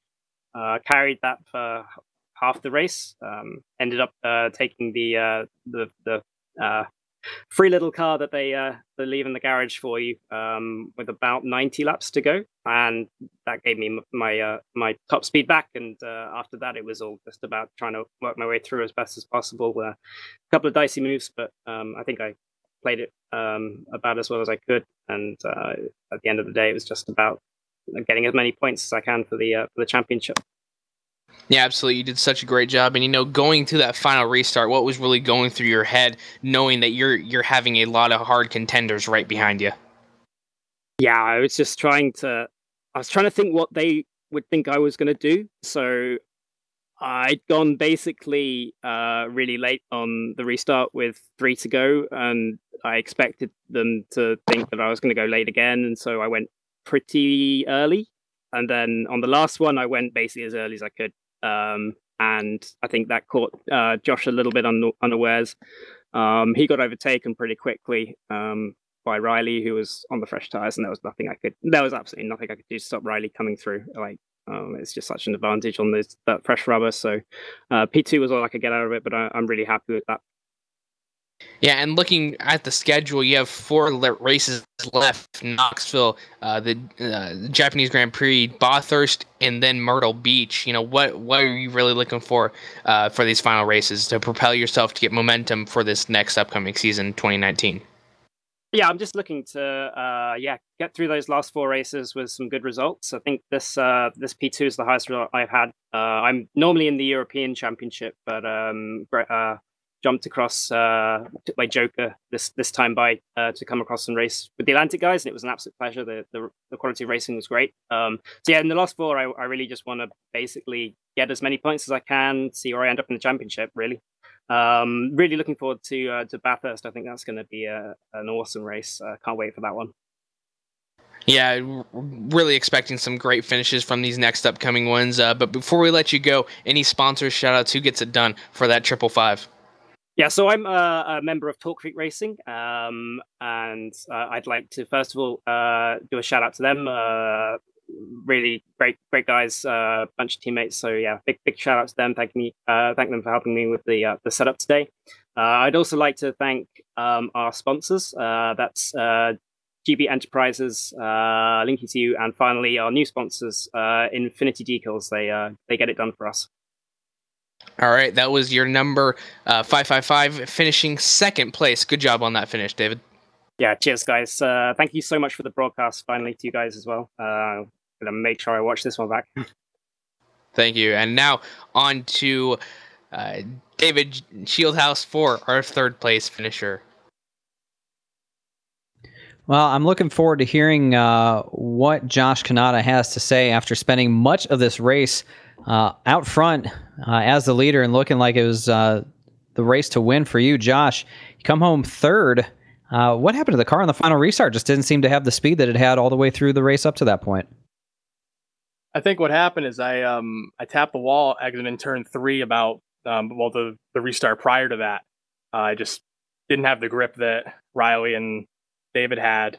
It was a lot of fun though. I enjoyed leading a lot of it, but wish I could have came home a little bit better. But good race all in all.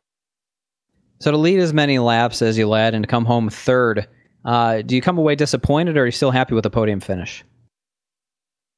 In a way, I'm disappointed, but it's my best finish of the season. Like I said, I feel like if it would have went green from 30 to go, I would have had a much better shot. But that's not how racing is. You got to make the best of it, and that's what Riley and David did. So I think I'm happy with how I finished today. Well, it was a very long event, 200 laps over 3 hours in the seat behind the wheel of this open wheel race car. What's your takeaway from this event here at Pocono? Not an easy track to get around. No, it's definitely not. It's not easy to get around. No 2 laps are ever the same. Keeping your car together is probably the main thing with a race this long at a track this difficult. You know, you got to have the best car you can at the end of the race. And obviously, in my part, I nicked the wall, and that was definitely what cost me. It was definitely a good experience, though. Very tired, but it was a lot of fun. You led 91 laps of this 200-lap event, and I want to ask you one last question about some of the games being played getting onto pit road, where you ultimately lost the lead on pit road. Had a little difficulty, or you were trying to take a different entry onto pit road, ended up losing the lead out of that. Was that intentional, or something else happened? I wasn't expecting the entire field to pit when that happened. I was initially going to stay out, but had to make a last-minute move, and it's obviously what cost me the lead. That's completely on my own admission. If I had known that half the field was going to go in when they did, I definitely wouldn't have done that. Maybe would have kept the lead, but I think I also slid through my box on that stop as well. So problems on pit road, but it was fun. Well, as customary, I'll give you the microphone so you can say hello to friends, family, sponsors, and anyone else that helps get you out here to the racetrack and find a lot of success in that number 97. I want to thank Andy Oki for putting this car together for me. I want to thank all you guys at LSR for everything you do, and thank you to everybody at the Major Series, competition, and committee who make it the best league on iRacing. There you have it, folks. Your third-place finisher. He led 91 laps tonight. Comes up a little bit short in the end, but a very good performance from Josh Kanata, driver of the number 97. Good job tonight, Josh. We'll look forward to seeing you on the next one. Thank you. All right, Kelly, that'll do it for our interviews down here. We'll throw it back up to you to wrap up what was a very entertaining, long, but very fun race to watch.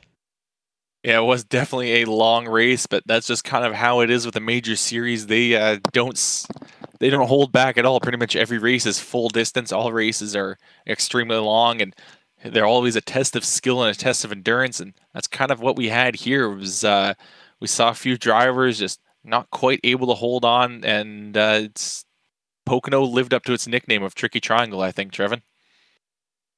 Without a doubt, it did, and we saw the best of the best really compete for the win. We saw Joshua Kanata stay up front all race long, and then all of a sudden Riley Thompson came out on top, and he was just lurking in that front spots for a while, and then David Bearclaw came out of nowhere. So Great job done by all these drivers. Yeah, it was definitely a lot of skilled racing showing off today. We saw some great moves, some great passing, and also some good strategy. And David, I think this is all in all was just a fun race to watch. Yeah, I would agree with that assessment. It was very fun, a lot of good competition, a lot of passing, and strategy as well. So seemingly all the ingredients that you could ever hope for in a good long race like this, especially going full distance, 500 miles around Pocono in any sort of vehicle, is a big undertaking. But the boys here from the Atlantic Pro Split for the Major Series did a great job representing themselves, representing the series, and handling these Indy cars around the tricky triangle, doing a great job. But in the end, it was Riley Thompson who overcame some adversity, got put into the wall by a lapper, but didn't let that get him down, and he comes away with a win and a big gain in the points. So that's a good day all around. Well, that's going to do it for us tonight, but make sure you follow us on social media to keep up with all of our broadcasts. Follow us on Facebook at facebook.com/LSRTV official and on Twitter at LSRTV. Subscribe to us on YouTube as well and turn on your notifications to make sure you never miss a broadcast. On behalf of everyone here tonight and behind the scenes, myself, Trevin Valderrama, David Schildhaus, Cisco Scaramuza, Evan Pasoko, DJ Lyon, and Laura Lawson, we would like to thank you so much for joining us, and we hope to see you next time.